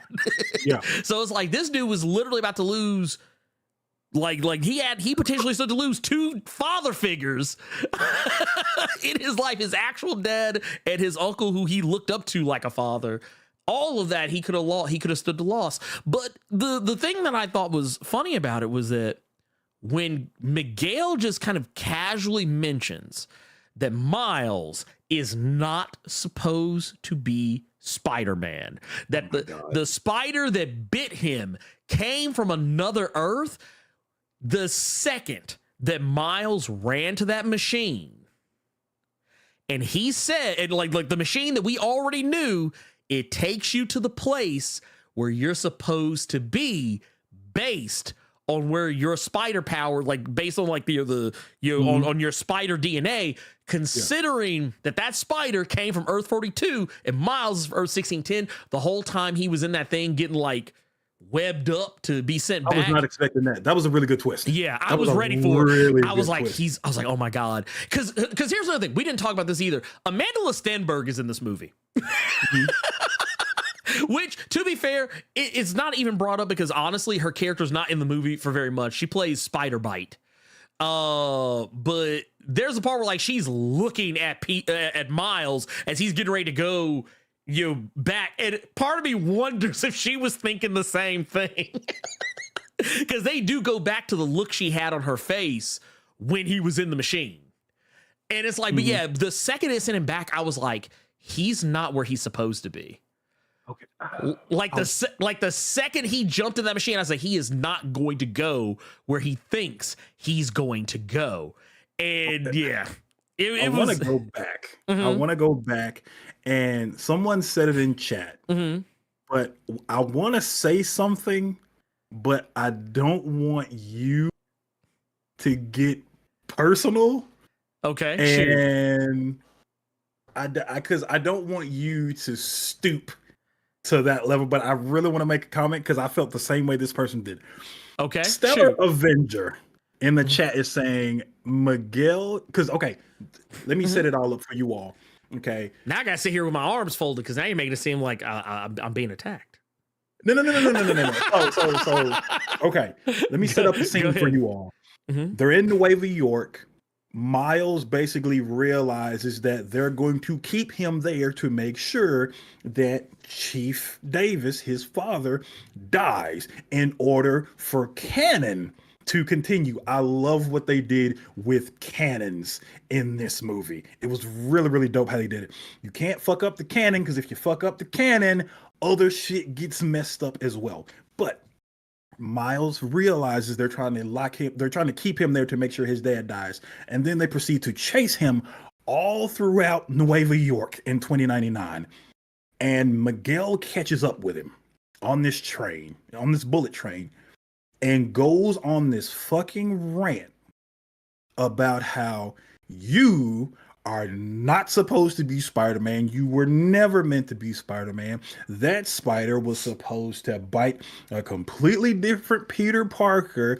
You fucking with that entire scene. And I'm looking for Stellar Avengers comment right here. Miguel felt like an allegory for the folks who hate Miles being Spider-Man. Dude was Ripper with powers. That entire fucking rant, I just pictured young Ripper saying shit like that. And the reason I said all of what I said to you was just I want to make that comment but I don't want you to just get real personal with it. I don't care. No, I'm not gonna lie. The way you set it up, I was like, you about to talk some shit? That's why I leaned back. I was like, let me go ahead and get ready for this. I was like, hold on. No. I totally get that. No, it that is kind of what I felt it was supposed to come off as. Yeah. I agree with that 100%. But what I loved about that is they did the thing that I love in filmmaking when you do stuff like this, where the audience doesn't quite know something's not right just yet. Mm-hmm. We see Gwen. Mm-hmm. We see Miles. They both travel back to what they believe is the right Earth. And I loved when Miles is talking to his mom. And on the wrong Earth? In the wrong Earth. Gotcha. In the wrong Earth. Because, see, the thing is, so this is what I did the whole time. This is kind of why I want to go back and see it again. The whole time, I was looking around the theater to see who noticed. I was looking around the theater to be like, who has figured out that he's not where he's supposed to be? Because the second, I never thought about it. Oh yeah, no, because the second, and what really sent it home was when he told her who he was, and she was like, okay, because she acted like she had no idea who Spider-Man was, because there was never a Spider-Man there. And I liked it even better when Uncle Aaron walked in and said, "What'd you do with your hair? You let your hair down." And I was like, "Oh, this is further confirms it." Like the whole time I was like, "Yep, confirmed." And when Uncle Aaron walked in the door and he was still alive, I was like, that definitely confirmed it. But when he said, "You let your hair, like you changed your hair," I knew from that moment the thing that was wrong with that Earth is that Miles was the Prowler. Shout out to okay, two things. One, you saw that scene completely different from me. I thought it was one of those, like when he came out and said he was Spider-Man, I thought it was two different things. Because first you're correct. She was like, Spider who? Yeah. And I thought she was just like more surprised. Yeah. But then my mind went, I bet she knew, but kind of like one of those the mother always knows kind of deal. Yeah. But it wasn't until Gwen was listening to that, I'm like, what the fuck is going on? And then I realized it, and it clicked in my head that he was in the wrong one. How do you think Miles' family felt seeing a white woman coming out that bedroom? Oh, I think they let it be known. Because Jefferson was heated. I wanted that joke somewhere in there. Just a white woman coming out that boy's room. Dude, that was like, honestly, those were so amazing. Because those conversations, like especially early on, where they're like the water tower, like all those scenes, I was like, I've been in that position, like the position that Miles was in. I was like, I've been that kid where my mother is trying to embarrass me in front of like a girl that I'm interested in. And I've also been the parent. Let's go back to when you were the kid. How did they do it? Because I guarantee you ours were different, but mine was a lot more trifling. What did your parents do to embarrass you? So basically what my mom would just basically what she would do is she would just kind of treat me like I was still like a kid. Like it was never anything like it was like, or not even just that. Sometimes she would try and act like she was down or hip. Like she would like kind of like what Rio was. Honestly, that was my mom. Oh, wow. Rio Morales, that like the part where she came actually, sorry if I iced your game, man. Like my mom would do, like I think she would realize she wasn't cool. Like she didn't think what she was saying, like, but she would do it intentionally to fuck with me. So like mine would always be like, if she would see me with a girl or anything like that, it was respect enough to where she would wait until it was just her and I, or her and my grandmother and me to make comments. But where I say that mine got trifling was when I was on the phone with him. Oh yeah, I could. Yeah, because you all have to remember we are a bit older. So before cell phones, you got the house phone. House phone was damn near in every hotspot in the crib. So when I'm trying to talk to a girl, I'm trying to sound like Miles when he's Spider-Man talking to his dad. Got that fake deep voice vibe going on. Mm-hmm. You're doing your thing, and the girl is laughing, and the mood is right, and then you hear, "Get off the phone! I need the phone." My mom would always pick up the other end and do some fuck shit, and I would just. My mom would do that too. My mom would do that. I'm dead. My mom has done that before. Oh my god! Look, she'd be like, "Get off my damn phone." Oh my god! You don't even realize she picked it up and listened to you the entire fucking time, and it's so nasty. Parents back then, y'all deserve a nasty award for that. Yeah. But back to the film real quick. I want to see if this is just because I just want to see if this is just because I live in LA. When we got the reveal of Miles Morales, which I don't know if a lot of people caught, he actually said it with that Spanish tongue when he said Morales. Mm-hmm. Any of y'all bust out laughing when he came into the shot and had got his Nipsey Hussle braids on? Yeah. So that's how you know a motherfucker a villain when they got the Nipsies. Bro. Oh yeah. Oh no. You got the Nipsies done? Yeah, no, you a whole villain. Straight villain. No, I loved it though. I loved it. I also appreciated that even though we didn't have Spider-Man Noir in the movie really to any major degree, or Spider-Ham, I think Penny was in the movie for like 2 seconds prior to the end. I do appreciate that there's pretty much been a statement of intent that those characters will be back for the next one, just based on how the movie ended with Gwen, you're bringing everyone together. One thing I would definitely say though, and going back to Issa Rae, because we talked about her earlier about you were talking about how she was at the beginning. I think a lot of the thing with Issa Rae and her character, I think it was the conflictedness, because that's something I think that probably will fly under the radar for a lot of people. She is conflicted, like, and you see it. It's honestly more overstated in the trailers than it is in the movie itself. You can tell, and granted, some of these scenes are are contextual to other things that are going on. You can tell that, or like this was kind of like acting shorthand. There are moments where you can tell Spider-Woman, she believes in the mission, but you can tell even she thinks that maybe Miguel is going a little too hard. Like that maybe there are some things that they don't have to go through. He slammed the shit out of Miles on that train. Even she was like, okay, slow your roll now. Yeah, she's like, calm down, pimp. Calm down, pimp. But at the same time, she had to play her position, be like, I told you. Yeah, no, she did. And that's what I actually loved about Issa Rae's performance, is that like, when she was talking to Gwen, you saw some of that Issa Rae, insecure stuff kind of come out a little bit, but like when it was time to do business, like she was serious as a heart attack. Yeah. And that's what I liked about her performance, and why I'm glad that they didn't try it, because that was my fear. My fear was that they were going to turn her into a joke character, and I'm glad that they didn't. Like, honestly, like, I'm not going to lie to y'all. If they decided to take this version of Spider-Woman and bring her over to the MCU, do it. I wouldn't even be mad about it. I wouldn't even be mad about it. Let it happen. Let it happen. But no, let's talk about the biggest controversy though, Carter. Okay. Let's talk about the big controversy. Now, for those who I've talked to, one of the biggest things, I even saw people talking about this in the theater. There were people who were angry. I called you.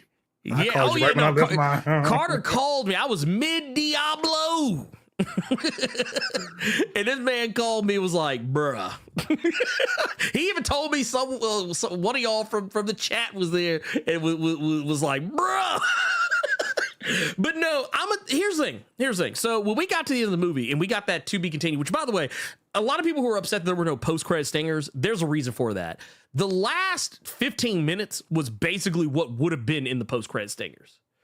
I challenge anyone, go back and watch that movie, watch the last like couple of scenes. Both of those are pretty much stingers. They're pretty much stingers that they decided to put before the credits. The only post-credits stinger that was in my showing was the To Be Continued after the initial song. That was the only thing. And it was literally just a Miles Morales will return in Spider-Man Beyond the Spider-Verse, which I know a lot of people, that was the most, like, I think, and I think when we talked about this last week, I think I said the most common criticism I heard anyone say is that it felt like just the first part of a movie, like that there's another part we're gonna have to wait to see ruin the movie. And I don't agree. I disagree with that 100%. And the reason why is because this shit was advertised as such. This was advertised as a part one when it was initially announced. For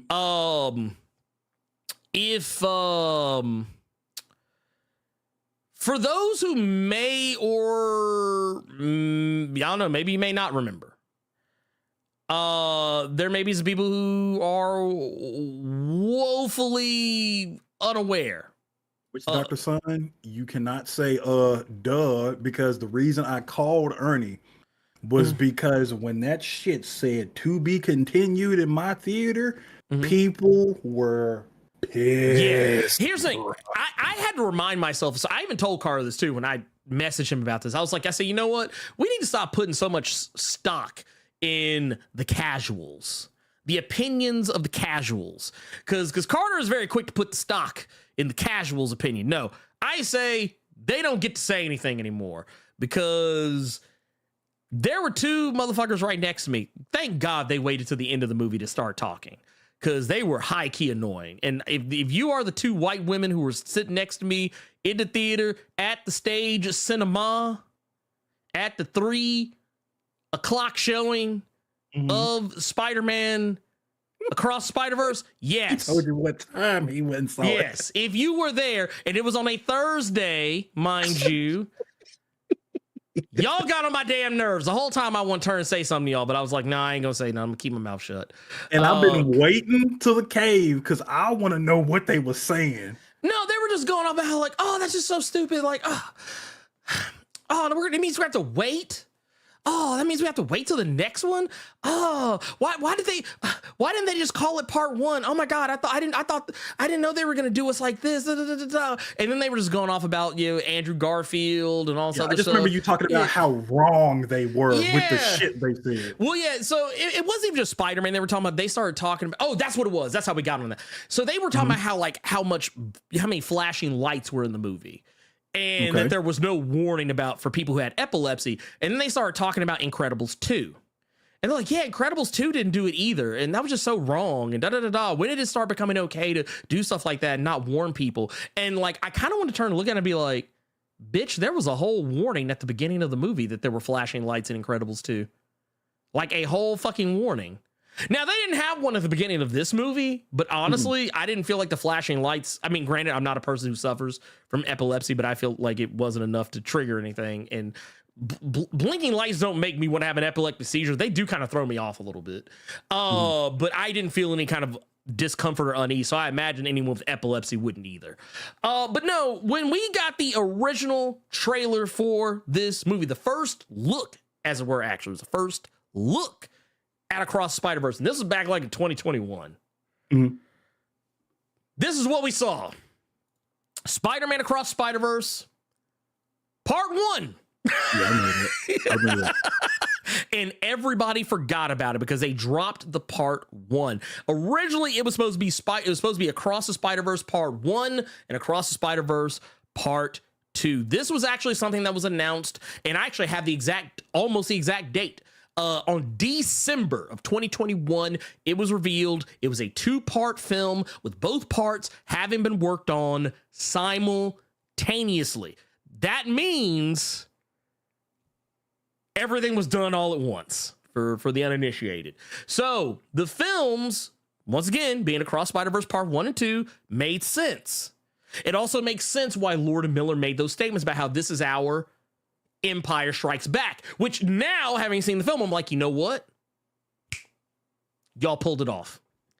This is your Empire Strikes Back. This is the holy grail of second movie accomplishments very few people are able to pull off.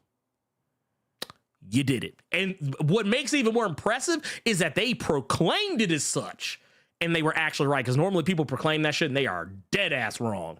If anything, it just is just a dour movie and doesn't make me want to see the next one. But no, Beyond, they didn't make the announcement. They changed it to being just Beyond the Spider-Verse until April of last year. April of last year, they came out and said, oh, it's still part 1 and part 2, but we're not calling it Across the Spider-Verse part 1 and part 2. It's just going to be Across Spider-Verse and Beyond the Spider-Verse. Now, here's the rub. They said that Miles Morales will return in Beyond the Spider-Verse, which is slated right now to come out May the 29th of 2024. We got to wait a little bit, but here's the good news. The production has already been finished. They actually finished production on, and I assume overall production, because they didn't say post or anything. They just said production, period. It ended on May 20th this year. So literally just a couple of weeks before this movie came out. So we shouldn't have any release delays or anything of that nature, barring any catastrophic breakdowns. Everything is done. We don't have to worry about writer strike. Cause this movie not to come out for another 2 years or whatever. Everyone was worried about this. I'm telling you, it is okay. It is okay. It's going to be fine. I think some people, and honestly, maybe it was kind of like an Avengers Infinity War moment where I think maybe people just forgot, because it was kind of the same thing. I remember people having kind of the same reaction in Infinity War. We're like, oh man, y'all gonna end it like that? It's like, dude, that's like, I think people forget sometimes that that's how you tell a good story. When you have a movie that like is supposed to be a trilogy, that's how you do it. You got to have at least at some point. The second movie is always the one that kind of like throws the biggest curveball, or is supposed to. And I think this one did, and it did it well. Yeah. Because I was laughing at the girl that was sitting next to me I was telling you about, just because she was complaining that this was a shit ending and it ruins the whole movie. Like I wasn't just next to her and she was laughing her ass off the entire time, keying at the most random nerdy stuff. Oh my God. I will say shout out to the girl, the young lady with the Indian brother that I was telling you was sitting next to me. So when the Mumbatan shit happened, that motherfucker was ear to ear every time. And then when they did the chai tea scene, he looked at this young lady that was sitting next to him. See, I told you. But that Hispanic woman that was sitting next to him, when Miguel was the scene when we first see Miguel, and he started talking in Spanish, because I can't remember the scene fully, but he was just really, you could tell he was really annoyed. Yeah, he was irritated. Apparently, according to her, he was actually saying fucking idiots. Oh, okay. But he was saying it in Spanish, so I'm like, okay, that's dope. That's awesome. If that's the case, that's awesome. That because I actually remember that, and I remember thinking to myself, I don't speak Spanish fluently or to any degree. I understand just enough of Spanish to know what is being said to me most times. And that was part where I was like, I couldn't really fully read what was going on, but I knew whatever it was not nice. I understood the tone of it as well, the tenor of it. But it was fantastic. It was fantastic. I loved it. I was 100% here for it. But yeah, I think this might be a repeat one here. Let me see. This is a repeat one. I think he put this one here. Yeah, but yeah, I see what he did. He changed the wording of it. Okay, yeah. We're talking about the bagel guy from earlier. LJ Brown 5 pounds said, when Spider-Punk said to Mayday, respect for you crapping on the system, I nearly died laughing. Dude, I love Spider-Punk. Give that man his own movie. Give him a spinoff. Like I said, give him a spinoff. Daniel Kaluuya and Oscar Isaac, Hobie and Miguel were fantastic. Yeah. And just to realize, like, Hobie just grabbing random bullshit, just stealing. Yeah. All the while he was making a fucking watch for Gwen. Like, I think shit like that, that's dope. Oh, that's no, because the whole time he was doing it, I think a lot of people just kind of thought, oh, he's like a kleptomaniac or some shit. And it's like, nah, it's like he was doing that for a reason. Because he said from the jump, he didn't trust any of it. That he didn't trust any of what was going on. And I love the fact that, like, yeah, I love the layout. I love the landscape of what's coming. Like this movie was bigger and better in every way humanly possible, from the acting, from the animation, to the ambition of the ambitiousness of the script, to the technicality, the stakes, everything. And goddamn, can we get more Hobie Brown? We've also got yes, Spider-Punk was my favorite Spider-Man besides Miles. Same. I loved him. Miguel was like right there too. And of course, I really like, I wish we'd gotten more of Issa Rae's Spider-Woman, but I did really like Spider-Man India. I wish he was in the movie just a little bit more. But I get why he wasn't. I would hope that he would get like a Disney Plus series. I'd watch that. I'd watch that. That was pretty fun. Yeah, he was really fun for the time he was in it. Supposedly, this isn't either of these characters, but supposedly there is one for Spider-Gwen that's supposedly in the works to some degree or another, or I think they said it was like is closer to happening than not. But I remember that was also something that was said back when like they initially came out with Into the Spider-Verse. So you never know. Legion with the Blerd Club Diamond out here. We appreciate you, pimp. We also got, oh, wait, that one jumped up on me. Here. Let's see. Can I get that one back? I cannot get that one back, but I'll find it. I know what to look for. I'm going back and looking for a super chat that jumped away from me and got lost. Here we go. Here. I got it. We got one. MacArthur Mitchell Jr. says, is Spot from Earth 42? No. He's from Earth 1610. At least that version of the Spot. The trick with Spot is that because of the nature of his powers, what he doesn't realize until like you get more further into the movie is that he can travel the multiverse, and that just allows him to see all those different things. So that's kind of why he was aware of some of the issues going on before even Miles was aware of what was going on. Let's see here. I got another one here. This is another one I won't be able to show. The OBG says, with the $20 super chat, says, love the show. I'm not sold on Miles 42 is evil. I would be more inclined to believe Miles 42 is his dystopian world's hero, most likely run by Kingpin. I see him as like a Robin Hood in a similar style as Echo from Arcane. Nah, I don't see that. Here's what I think is going on here. So that version, the reason why I say I don't think he's an anti-hero, we'll use that term, is because it's kind of implied, like there's something that's said between both Miles. We talking about like trying to save their father. That version of Miles didn't seem to care. He didn't seem to be interested at all. Not to mention they were called the Sinister Cartel. I don't know. I could be wrong, but it seems like this is just a version of Miles that is more into doing the shit that his uncle Aaron was doing on Earth 1610. Like he's just more leaned into it. Which, I mean, if that's the case, okay. But yeah, I don't know. I mean, yeah, I took him as definitely an evil Miles. I mean, maybe he is. Maybe he might be doing some shit that's, kind of on the low key good. But I'm not sold yet.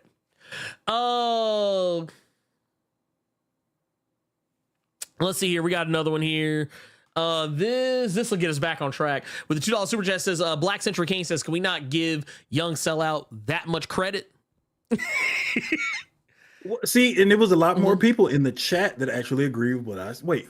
Okay, because this person keeps spamming it in the chat that the y'all keep saying Cholo Miles, but apparently that's Jarrell Jerome. Why does that sound familiar? What's up? That was who voiced that Miles. Because I see this one brother T. He keeps spamming that was fucking Jarrell Jerome. I have seen you every time you have spammed. Oh yeah. He's he was in When They See Us, and he was also in Moonlight. Okay. Well, yes. Now you got your moment. We've seen it now. We've seen it now. One thing I wanted to ask you, because somebody else said this on Twitter. Mm-hmm. Did you see Spiders Man in a certain scene? Who? Spiders Man. Maybe. I'm actually sitting here now that you said it. For all of you that don't know, those are a bunch of spiders collectively that think that they're Peter Parker. Yeah. You know what? I think I did. Okay. No, wait. No. I'm thinking about a different character. I saw a few different versions of Spider-Man that were kind of out there, that were off the beaten path, that I wasn't 100% sure who they were. I love that Future Foundation Spidey was in there with the robe and shit, because he was the tech guy, the little nerd. I did love that little. That was nice. That was nice. Again, it's the little things. Right? Little stuff. It's even even the spider buggy, even the spider Peter parked car. That was just awesome. I was like, bruh, let's go. Let's go. I mean, yeah, we knew about a lot of the other stuff too, like Spider Cop. There was also it was a Western Spider-Man. I forget his name. What? I didn't see Spider Cop. He was in the he was in the trailers, from what I understand. But he was in the movie. It was the dude that I guess kind of looked like a security guard. And we knew about brown paper bag, the paper bag Spider-Man, all that stuff. It took me a minute to realize we meant by young sellout. Yeah, you know what? We're going to continue to not give him that much credit. There you go. It says Spider-Man 2099 was giving me major Inheritors vibes from Spider-Verse comics. Do you think we'll see them at some point? I don't know if we'll see them. I will say this though.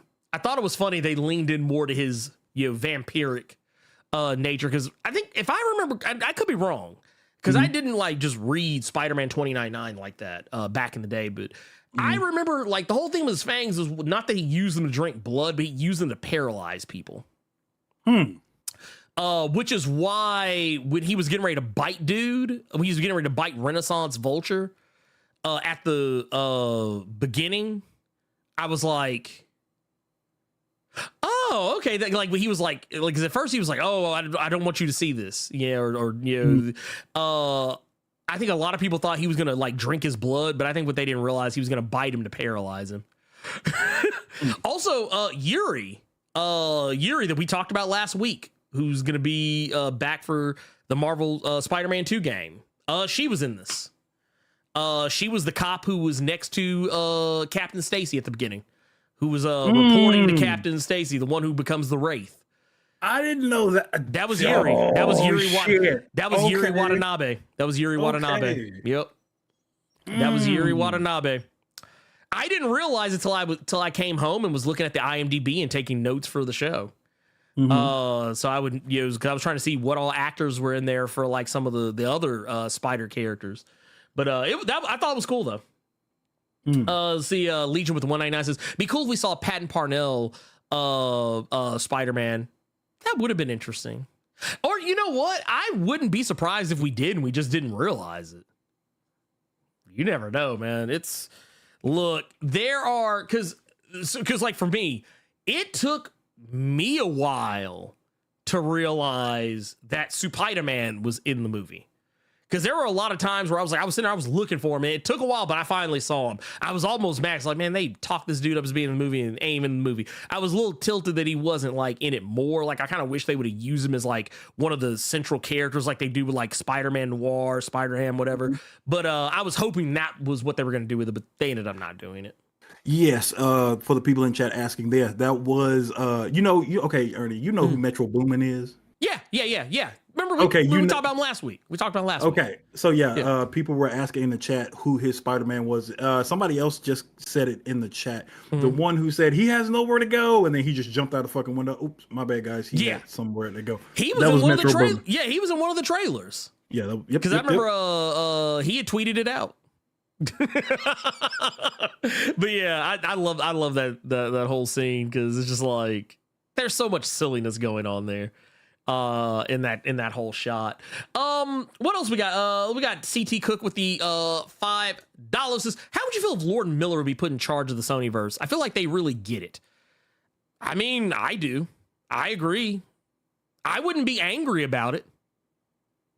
Because they understand. Look, I don't think we've ever seen anyone actually understand Spider-Man on this level.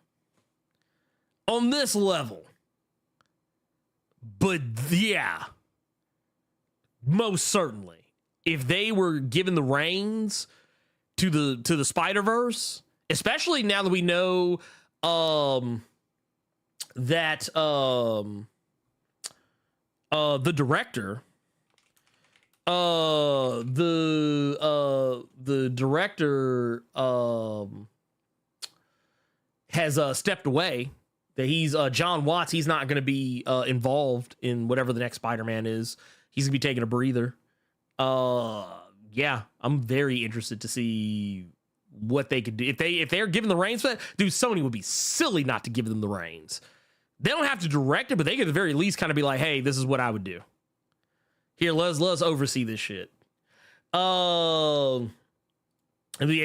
is what Gokon Shirley's father talking about Spider-Man. That Japanese Spider-Man. That he's in there. It's just a blink and you'll miss it. If you blink, you will miss it. It got extra with the 10, says jumping in, show some love real quick because I didn't see the movie yet. I'll catch the podcast later. Peace. Hey, we appreciate you, pimp. We appreciate you. Thank you so much for that. We also got. Oh, go ahead. We got JSM with the $5. Says great movie. I was hoping Miles would have met the PS5 version. I mean, honestly, they were around. Yeah, he was there. Yeah. I'm honestly more surprised that we got voice lines from. Yeah, because Miles was there too. Obviously Miles Morales is there, but also the PS5 Miles Morales is present in the movie as well, albeit in the background. Yeah. Oh my goodness, Obi. So when his character is introduced and we see Miles trying to use this new power, it was a power he had been alluding to at the beginning of the movie, saying that he had learned a new thing when he crashed the power lines in Brooklyn and shit like that. I thought that was dope, and that was something I was meaning to bring up earlier. Mm-hmm. That looks just like the power from the new game. So if he got buffed from this, that's dope. That's dope. I also love how he was like, hey, yeah, do it like this. I love that part. That was also I forgot to mention Spider-Punk. I feel like I promise I won't gush about Spider-Punk anymore after this. Dude, Spider-Punk really was out here preparing Miles and Gwen for the Miguel heel turn. He was like, no, I got y'all. He's like, remember, he does not like anti-establishment. Like he had so many like subtle, like low key bars in springtime. He had, it was dope. He wasn't even in the movie that much too. That's the sad part. And he stole every scene. Every scene. I loved it. I freaking loved it. This is we also got Tubes and one with the Blerd Club Silver. We appreciate you, pimp. I guess, you know what, let's go ahead, because we're just over 2 hours. So let's go ahead and get into our recommendeds. We go do yours first. All right, real quick, real fast, just on a music tip, even though that was one thing I completely forgot to bring up, with the soundtrack for this shit was fire. Oh, yeah, soundtrack was off the hook. But yeah, my recommended this week is actually going to keep in turn with music. Nas. King's Disease 3. Yeah, we're going to skip through these because we're not. Oh, my goodness. There's not a lot that can be said about those Nas King's Disease albums. The reason I'm recommending it is just because I recommended it to a buddy of mine. Shout out to Posheep not too long ago, because he didn't even know King's Disease series existed. And he's just been oh my goodness, just salivating with how good the music is on that album. So yeah, that's going to be my recommended this week. If you've never really given Nas a chance, listen to those 3 projects. I think you'll change your tune. You'll change your tune. Oh no, 100%. I'm not gonna lie. Nas is one of those dudes that I kind of feel like, for, a lot of your average, hip hop heads probably fell off for a lot of people just because, just with the fact that, I feel like he was still out there putting out albums, but I feel like they just weren't hitting exactly the same way I think people were probably used to. And I think, once he kind of started working with some of the newer producers and kind of upgrading his technique, still kind of keeping his original flow, but in style, but updating it for the times. I feel like that's what kind of brought him back. And I also think it didn't help that there's also someone else out there in the world who also goes by the name Nas, so it confuses people. Do you have a 50-year-old killing it like he was on these King's Disease album is insane. Yes. Mine is gonna be to the recommend. Mine is going to be to the surprise of no one. My recommended this week is not it's not a comic, and it's not a movie either. It's going to be a video game. It's going to be Diablo 4, which I've been thoroughly enjoying, as I was telling Carter before we went live. I have been playing the heck out of it. I've been playing Sorcerer up to level 24 right now. Going to get on this. Probably going to jump back on the game immediately after this, maybe, and play some more. When I'm not playing Legend of Zelda Tears of the Kingdom, I'm playing this. And when I'm not playing this, I'm playing Hunt Showdown, but that's another story altogether. But no, Diablo 4 is really good, really fun. I love the extra bits that they've been adding to this game. Just the idea of how the game has cutscenes now. Not a lot of them, not all the time, but there's just moments where you get cutscenes where the game zooms in and focuses on the actual characters so you can see them better and get the emotional moments better. Lilith, who is featured here, who is the antagonist of this game, is awesome and amazing and very interesting. So far I haven't touched every class yet. I did during the beta.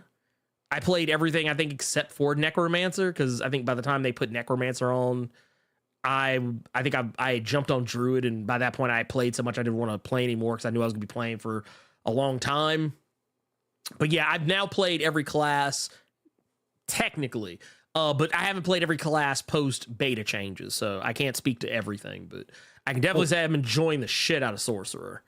Real quick, shout out to KFC, because apparently they're doing some kind of DLC content with Diablo 4 if you order a chicken sandwich. But I got you, Ernie. I got you, big dog. Oh, damn, this man. I got you, big dog. I was sitting here thinking man, you know what? I said, we getting KFC tonight. I was like, you ain't even got to waste that gas. You ain't even got to waste your debit card. I got you, big dog. This man, he's like, I got you. But no, that's my recommendation. I know some of y'all saw some of the things we had up earlier. There were some things we're going to talk about. I'm going to save those for next week because I feel like those are better talked about next week. Because I actually do want to get out of here at a reasonable time. We're going to get into questions from the Discord. Remember, 5 questions from the Discord, 1 per person. Please, thank you. Let's see here. This man, I love Legion. Legion's great. So I warped reality with my powers to become a member. I saw. I don't know which personality you used for that, but that was impressive. I thought it was pretty cool. I wish I had that ability. I wish I had just one personality that could just make all kinds of crazy money situations happen for me. That'd be amazing. And we also got 2-1. What? Why did it do? It did it twice. That is so weird. Anyway, thank you 2-1 for the 20 for the 21 months, and happy birthday. Happy birthday. Shout out to you. He just joined the 27 club. The good version. The good version, not the bad version. Keep that in mind. Says, I hope I can see Across the Spider-Verse. Hey, dude, you're gonna love it. You're gonna love it. If you loved Into the Spider-Verse as much as I think you did, yeah. I don't even we were talking last week about overhype. You can't overhype this movie. It's overhype proof. Let's do. Oh, wait. Here, let's see. Oh, I was tagged in something. Never mind. Okay, we're good. Got concerned for a moment. Let's take a look at our questions. Okay, here we go. And I think we got almost the perfect amount. This one I'm not gonna really do because we kind of said it last week. So I'm not even gonna count it. We were talking because we actually answered this question last week on the show, asking if we were gonna read Immortal Thor by Al Ewing and Martin Cocola. We already said yeah. I said I was gonna read it. I think Carter, you said you would check it out. I think. This one, so we're not gonna count that one. But I'm just putting that out there to direct them to what a more in-depth version of my answer. Go watch last week's show. The homie Melvin says, personal question. Morning, my brothers and sisters of Blerd Coa. Hope you ate good, drank your water, and take your medicine vitamins. Please do that. Here's the question. What do you guys do when you feel like you're stuck in an unhealthy loop that is affecting other important things in your life? It depends on what the loop is. So full disclosure, I'll talk about my health. So for those who don't know, I've talked about this on Twitter. I haven't really talked about it in the Discord and really try not to make too much of a big deal about it because I don't want people to think that I'm looking for sympathy. So I discovered last year that my health is dog shit. I discovered that I had high blood pressure, hypertension. My blood pressure was regularly in like the damn near 200. There have been a couple of moments where it was over 200. And like the bottom number would be like 100 something and the top number would be like damn near 200. I had the whole deal with sleep apnea, which that's doing a lot better. I sleep a lot better. It's gotten to the point now, like I cannot sleep without my CPAP machine. Whenever if I try and take a nap, it is always a miserable experience. But, yeah, blood pressure issues, which those seem to have been getting better. Then there were some other like health scares and things I had. But when all those things started piling up and I realized I live a very sedentary life. I don't go out a lot. I'm usually in the house most of the time. Sunlight rarely touches me. So what I started doing, realizing my health was in the shitter, I started going on walks. I go on walks pretty regular. You okay, Carter? Yes. What's the matter? Sir Yuri G he showed me something, a recent announcement when it comes to all things Spidey. Oh, I see it.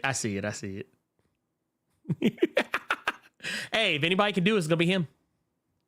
But no, I was gonna say, yeah, I've been going on walks. I try to do it like every other day. I will get out of the house, go walk around my neighborhood or a part of my neighborhood, not the entire neighborhood, but I'll walk around like a few blocks of my neighborhood and come back home, sit down and chill. I try not to eat. I caught myself in a really nasty habit of eating late at night and especially right before I go to bed. Which also does not help with those issues that I've talked about. So I've also been trying, like, if I do eat anything, it's something very small, and just, nothing. I try not to eat anything heavy, before I go to bed, and drink water when I feel hungry late at night, trying to break that habit. And yeah, that's basically how I responded to that. What about you, Carter? I'm not ready to talk about mine yet. It's something I got to talk to you off stream about. But you good? Don't hey, look. But when it comes to the question, just honestly, stuck in an unhealthy loop that is affecting other important things. I'm happy that I have the support system that I have because at that point, I really have to reach out to friends. And there's a reason I'm not saying family. You really have to reach out to like your true friends, to the ones who will really kind of put you in check, the ones that'll keep you on your toes and put you on game real quick. Because there was I don't even want to just delve too deeply into it, but honestly, Melvin, it's just really having a great support system of friends that will hold you accountable. And just like with you all, I think that this is a conversation I've had in my head that I've wanted to have with Ernie, but you always want to have fans, but you also want to have fans that will hold you to task and hold you accountable. Because the fans who don't and are just everything the Blerd Without Fear says is right. Everything he doesn't like, I don't like. Everything he does like, I do like. Everything Carter says, I feel you. That's not a fan. That's a dick rider. Get away from me. Ernie don't want you around him either. He's married. You got a woman for that. Get the fuck away from us. This is true. The fans, the true people, the true friends, the true family, just people who will keep you on your shit, but are still that loyal and that friend and that fan. Those are the people that I really kind of lean on in situations like that. 100%. 100%. This one's gonna be from the Elite X1. Says Disney 23 is having a real life Hellfire Gala. Yeah, we talked about this before. Says if you and Carter were to attend, what past Marvel character's Hellfire Gala attire would you rock? We talked about this, and we were both pissed because it's already sold out, so we can't go even if we wanted to. Nope, couldn't go if I tried. Honestly, if I were able to go, not gonna lie, the one outfit, it's nothing even like terribly crazy or anything of that nature. I would just rock the Sync drip from the first year where he had like the jacket and the fedora. That's all I would do. Nothing crazy. Nothing like super wild. Nah, man, you gotta let the nipple rings out, man. Oh, scare the shit out of everybody. Nah. We keep those tucked away. What phrase? We keep those tucked away, man. We can't let those are strictly for the wife. You made the nipple ring sound like a pistol real quick. Yeah. Hey, blop, blop. Hey, man, just gotta keep them holstered. Keep them holstered. Next question, please. Yes. Qdoma says, do you think the death of Kamala Khan would have been taken any differently if she would have died saving her idol, Captain Marvel, aka Carol Danvers, in a Captain Marvel comic instead of a Spider-Man book? In my opinion, I feel it would change people's feeling about it a little bit, but then I could be wrong. So here's the thing. It would change people's opinion. It would be worse. It would be worse. It'd be too on the nose. Well, no, not even just that. It's just it's just the fact that Captain Marvel has a 24/7, 365 active hate campaign surrounding her character. You think folks are mad that she died in a Spider-Man book? Oh, if she'd have died in a Captain Marvel book, especially trying to save Carol. It would have been motherfuckers that wouldn't even say Carol Danvers. You killed this brown girl to protect a white Karen like Brie Larson. They wouldn't even say Carol Danvers. Yeah. No, they wouldn't even call her. They wouldn't even give her the dignity of calling her by a Christian name. Oh man, that would have been funny. Nah, it would have been worse. Oh. It would have been worse. It'd have been worse. 100%. 100% worse. Can I say that I think it would have been equal parts better, but also equal parts nasty? Yeah, no. Like I think it would have been more appropriate. It would have been a more appropriate death for a Captain Marvel book. Mm-hmm. But I don't think she should have died trying. I don't think. Here's the thing, because Carol doesn't need saving. Like Carol doesn't need saving. Like it would be different. Like okay. Here's the thing that I would like to see in a Captain Marvel book. If you were going to do, and this isn't a death of thing, if you're going to have Kamala Khan save Captain Marvel from anything, have her help her save her sobriety. Because that is something she actively fights. Same as Tony Stark. Sobriety is a forever issue for both of these characters. Hence, why Captain Marvel wanted Tony on the team for the Jed McKay Avengers run. Because Tony has been her sponsor pretty much since day one of her fight against alcoholism. But if they would have done the thing where like, oh, she started to backpedal and like Kamala came in and was like, hey, let me, I need you, this isn't the Carol I know. Let me get you back on your feet. I'd be like, cool. But no, like for a death, because the thing is, dude, Captain Marvel don't need anybody's help to be safe from anything. Like, she's one of the most powerful people in the universe. She's rarely ever in a predicament that she can't get herself out of. So it's one of those deals that it had to be something like a stupid thing that would get her killed. It would be like Batman jumping in front of a bullet for Superman. Is what it would be like. It would be like, why'd he do that? It ain't even a kryptonite bullet. He took a regular bullet. This dude took a bullet, a regular ass bullet from a Smith & Wesson for Superman. Damn. No, I don't want to say this. Because we're Go all, ahead. Fuck it. Nobody except me saying internet incels hate Brie Larson and Grace Randolph way too much. Bring them up and it's like a bomb goes off. Brie Larson and Grace Randolph, that's two completely different things, though. I'm gonna tell you what folks don't like Grace Randolph. I knew it was coming. Folks don't like Grace Randolph because that heifer be lying. Look, this is why I'm glad people like James Gunn exist, because I forget what it was she even said, but it was something stupid. And she made some huge proclamation about Guardians of the Galaxy Volume 3, and James Gunn came out and said, that is incorrect. Because she was like her sources. She was with her chest talking about sources, and he was like, no.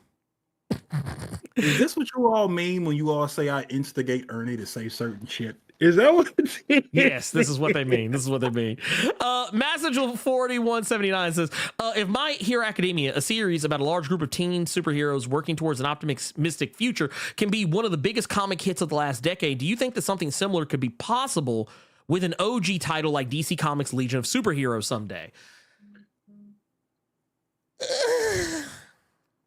Here's the thing. Legion of Superheroes, the superheroes are just as weird and quirky and strange as My Hero Academia. You know what Legion of Superheroes has the stink of that will never be able to achieve the type of popularity that My Hero Academia has? Superman X from the Kids WB series. I mean, there's that, but I mean, it's also just the fact that it's an American comic. Like, here's the thing. And I'm not trying to shit on anyone's love of manga or anime, but here's the deal. Every time I hear people make this argument about why anime and manga is better than like American comics, here's the thing I will always bring up. They're not that different. The difference is that while American comics tend to focus more on like capes, masks, and superheroes, whereas that's kind of an anomaly in in Japanese culture, the truth of the matter is that they tell a lot of the same stories. The difference is that they tell them for, like, as people always try to use the argument that, American comics are no one to end. I gesture to One Piece, which is still going and is in no danger of stopping anytime soon, no matter how much they say it will. And just like how people are trying to say that, it won't ever do what Naruto did, it makes too much money. Guess what it's going to do? When it ends, I guarantee you, it won't happen right away, but you gonna get a Boruto piece. You gonna get a one Shippuden. You gonna get a piece of Shippuden. I have no opinion on this just because I don't watch a lot of anime, even though you all recommend a lot. I just don't have the time to, so I have no opinion on that. Yeah, I'm just saying, it is what it is. If something's popular enough, they will keep it going, regardless of whether they should or not. There are plenty of anime and manga series that were supposed to be done, and guess what they've done? They've come right the fuck back. It might take a while. They keep going, especially if they make money. If they make the type of money that One Piece makes, they'll keep going. Y'all gonna be on chapter 2 million one day and still be sitting here talking about some, man, Spider-Man comics don't ever end. So that's why I always say, like, let's chill, because really all manga is just a Japanese word for comic. So let's calm down. It's all the same at the end of the day.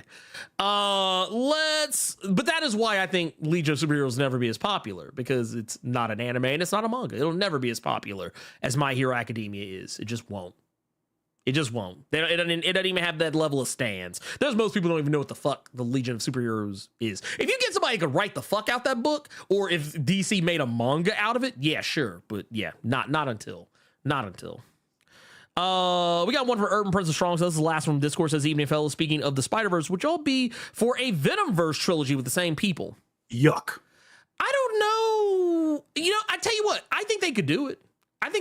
Like if they did an animated like Venom series, I could see that working. I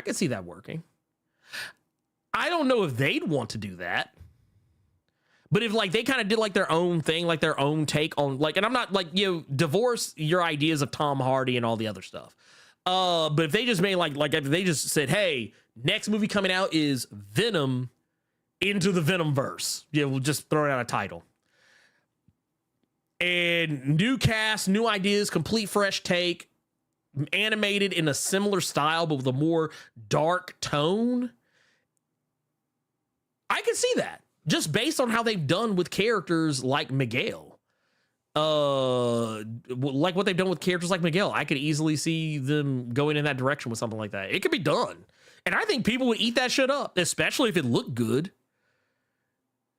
If it looked good, shit. people they'll go see it. All you got to do is put out a lit trailer. That's all you got to do. One lit trailer, people will talk about it, and then it'll happen. That's it for that section. Let's get into our questions from the chat. I'm gonna scroll back a little bit because I saw some here that I wanted to answer. Where there was one here. Here it is. Question. Let's see here. You guys think Miles 42 and Uncle Aaron may have killed Jeff in that universe? That would be wild. Honestly, I wasn't going to say it earlier because I think someone else put out the question, or it was in the super chat where they talked about how they didn't think that that Miles was evil, that he was more of an anti-hero. There was something I wanted to say, but I held back from saying it because I wasn't ready to say it. But you know what? Now that you've put it out there, I will co-sign what you said, because when Miles, because I mentioned that Miles 42 didn't seem to care about getting his dad back. I'm gonna go on a limb and say in that universe, that's not the Earth where Jefferson and Aaron are super tight. Okay. Have you said that? Yeah, that. Since he became a cop, because it's very clear he became a cop in that universe, and they're seemingly doing some illegal shit, it wouldn't surprise me if either Aaron or Miles or both killed Jefferson in that universe. But that's not public knowledge. Like, Rio doesn't know that. Hell, it's even implied that maybe Aaron just did it on his own and Miles don't know about it. Yeah, there's a lot of things that could be going on there. So yeah, I think, like I said earlier, I was just like, I wasn't really sure how I felt about that opinion, but now I'm seeing it like in front of me in black and white. I'm like, yeah, I'm sticking with that. That is, I think that could very well be the case. I think that very well could be the case. Let's see here. This one, this is a super chat here. Nobody sent me, so let's not forget to put some respect on Kent Powers, Black co-director of Spider-Verse. It's not all Lord Miller. That is true. That is also true. He is also in charge in that regard. Which actually, because he's if I'm not mistaken, he's also I want to say he's also the lead animator. Like the lead of the animation side of it as well. Like he's not just the one role. If I could be misremembering, but yeah, I think yeah, because technically, so the thing here is Lord and Miller are the writers of the film. It's actually Lord and Miller and Dave Callahan. It's the directors are actually Joaquin Dos Santos, Kim Powers, Justin K. Thompson. Those are the all three directors, but I guess you needed 3 directors for this. But yeah, actually I saw that the other day too. When I was like, dude, I didn't realize it was a brother. Got a brother out here doing it.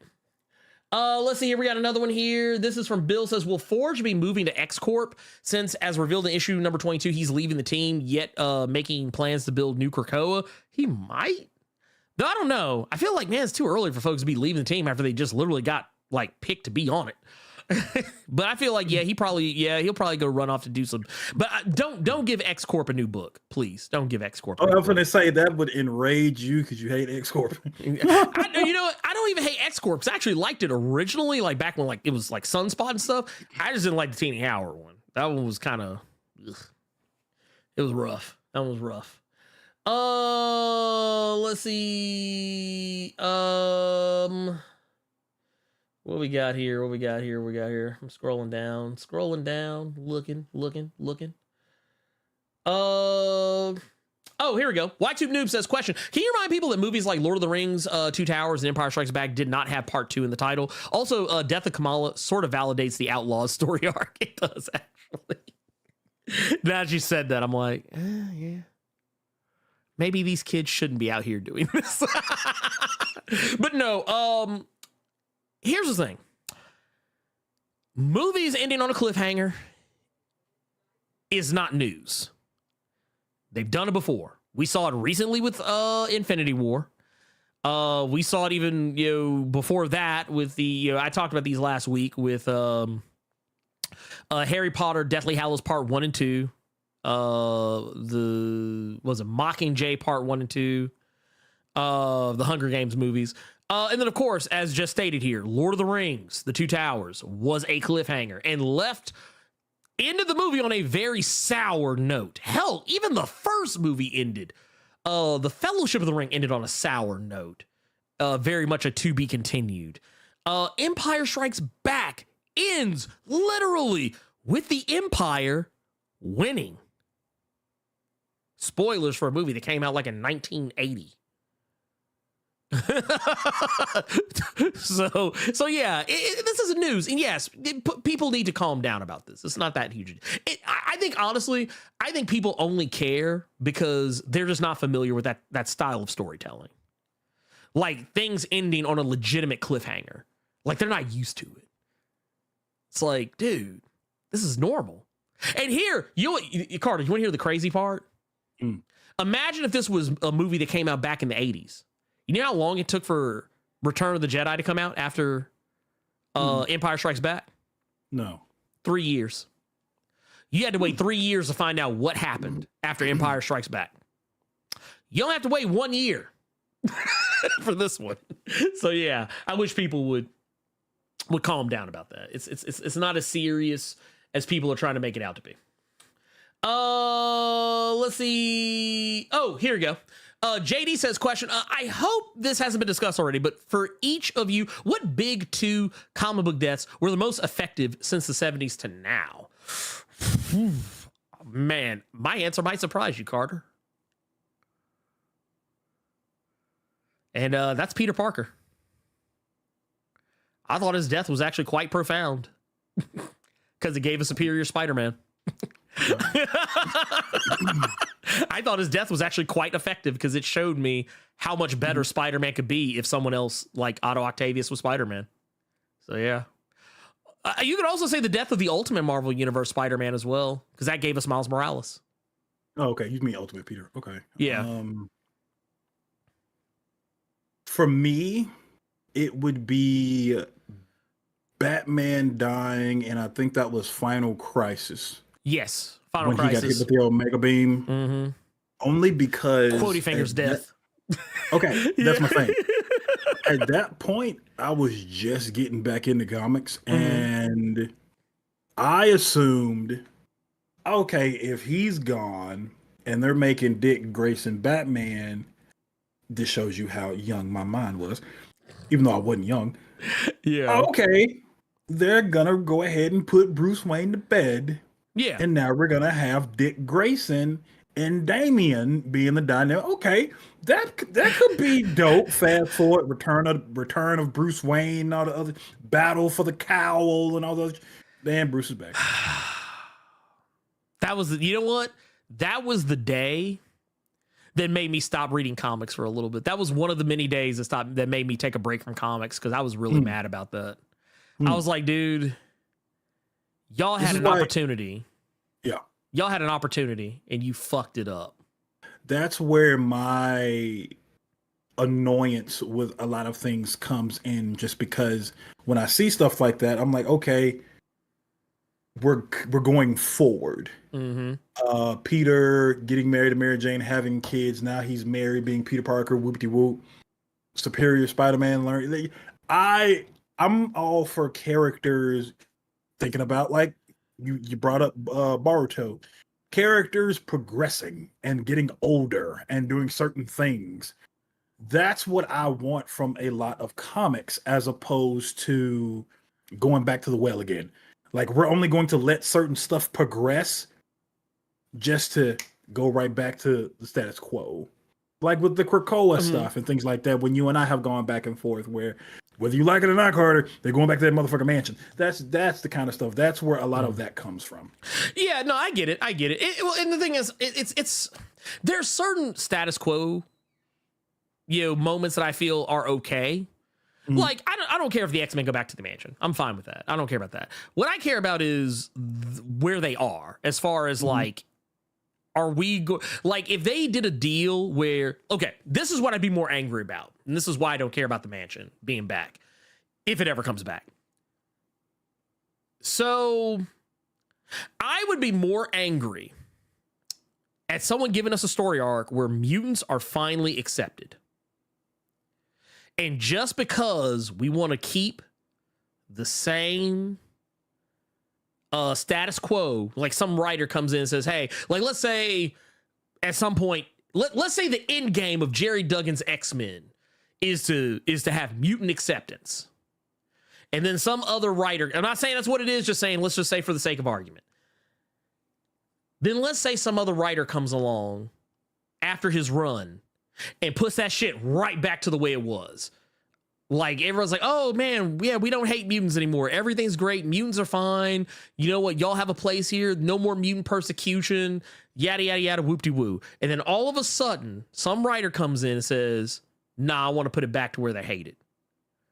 And not like saying, hey, I'm doing a story that's a flashback to those times, but just saying, no, I'm doing a story where I'm undoing all of that because I want them to be persecuted. Which I get is attractive in a way, because that's kind of half of the allure of the X-Men. I would be more angry at that than them going back to a mansion. Like, it's like whatever to me at that point. I want us to keep going, but really quick. You said nobody except me is saying some of them are definitely going back to the mansion at some point. It's comics. That's the thing, though. It doesn't have to. It doesn't have to be, but like, I wouldn't be mad if there was like, if they did like a Splinter where there was a group of them that went back and then there was others that like, honestly, that's what I think is going to happen. I think there's still going to be, like, even after everything is said and done, Krakoa will still be around. There'll probably still be mutants living on it. But I think what's going to happen is that there'll also still be X-Men who are in the mansion, and they'll have their thing over there, and they'll have their shit over there, and whatever. Which I'm fine with either. But like, yeah, I like, case in point.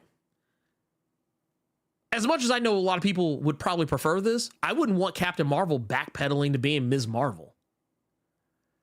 Like, if she moves on to something, I'd rather move on to just a whole other identity. Like, let Kamala Khan be Ms. Marvel, you Captain Marvel. If you move on to some other shit, you can go back to being Warbird, which was a weird time in her life. That was when that alcoholism crept up.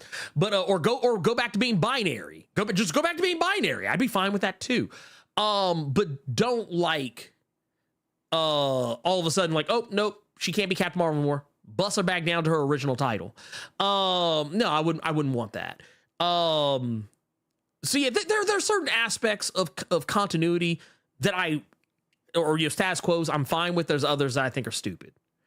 It just is what it is there. Okay.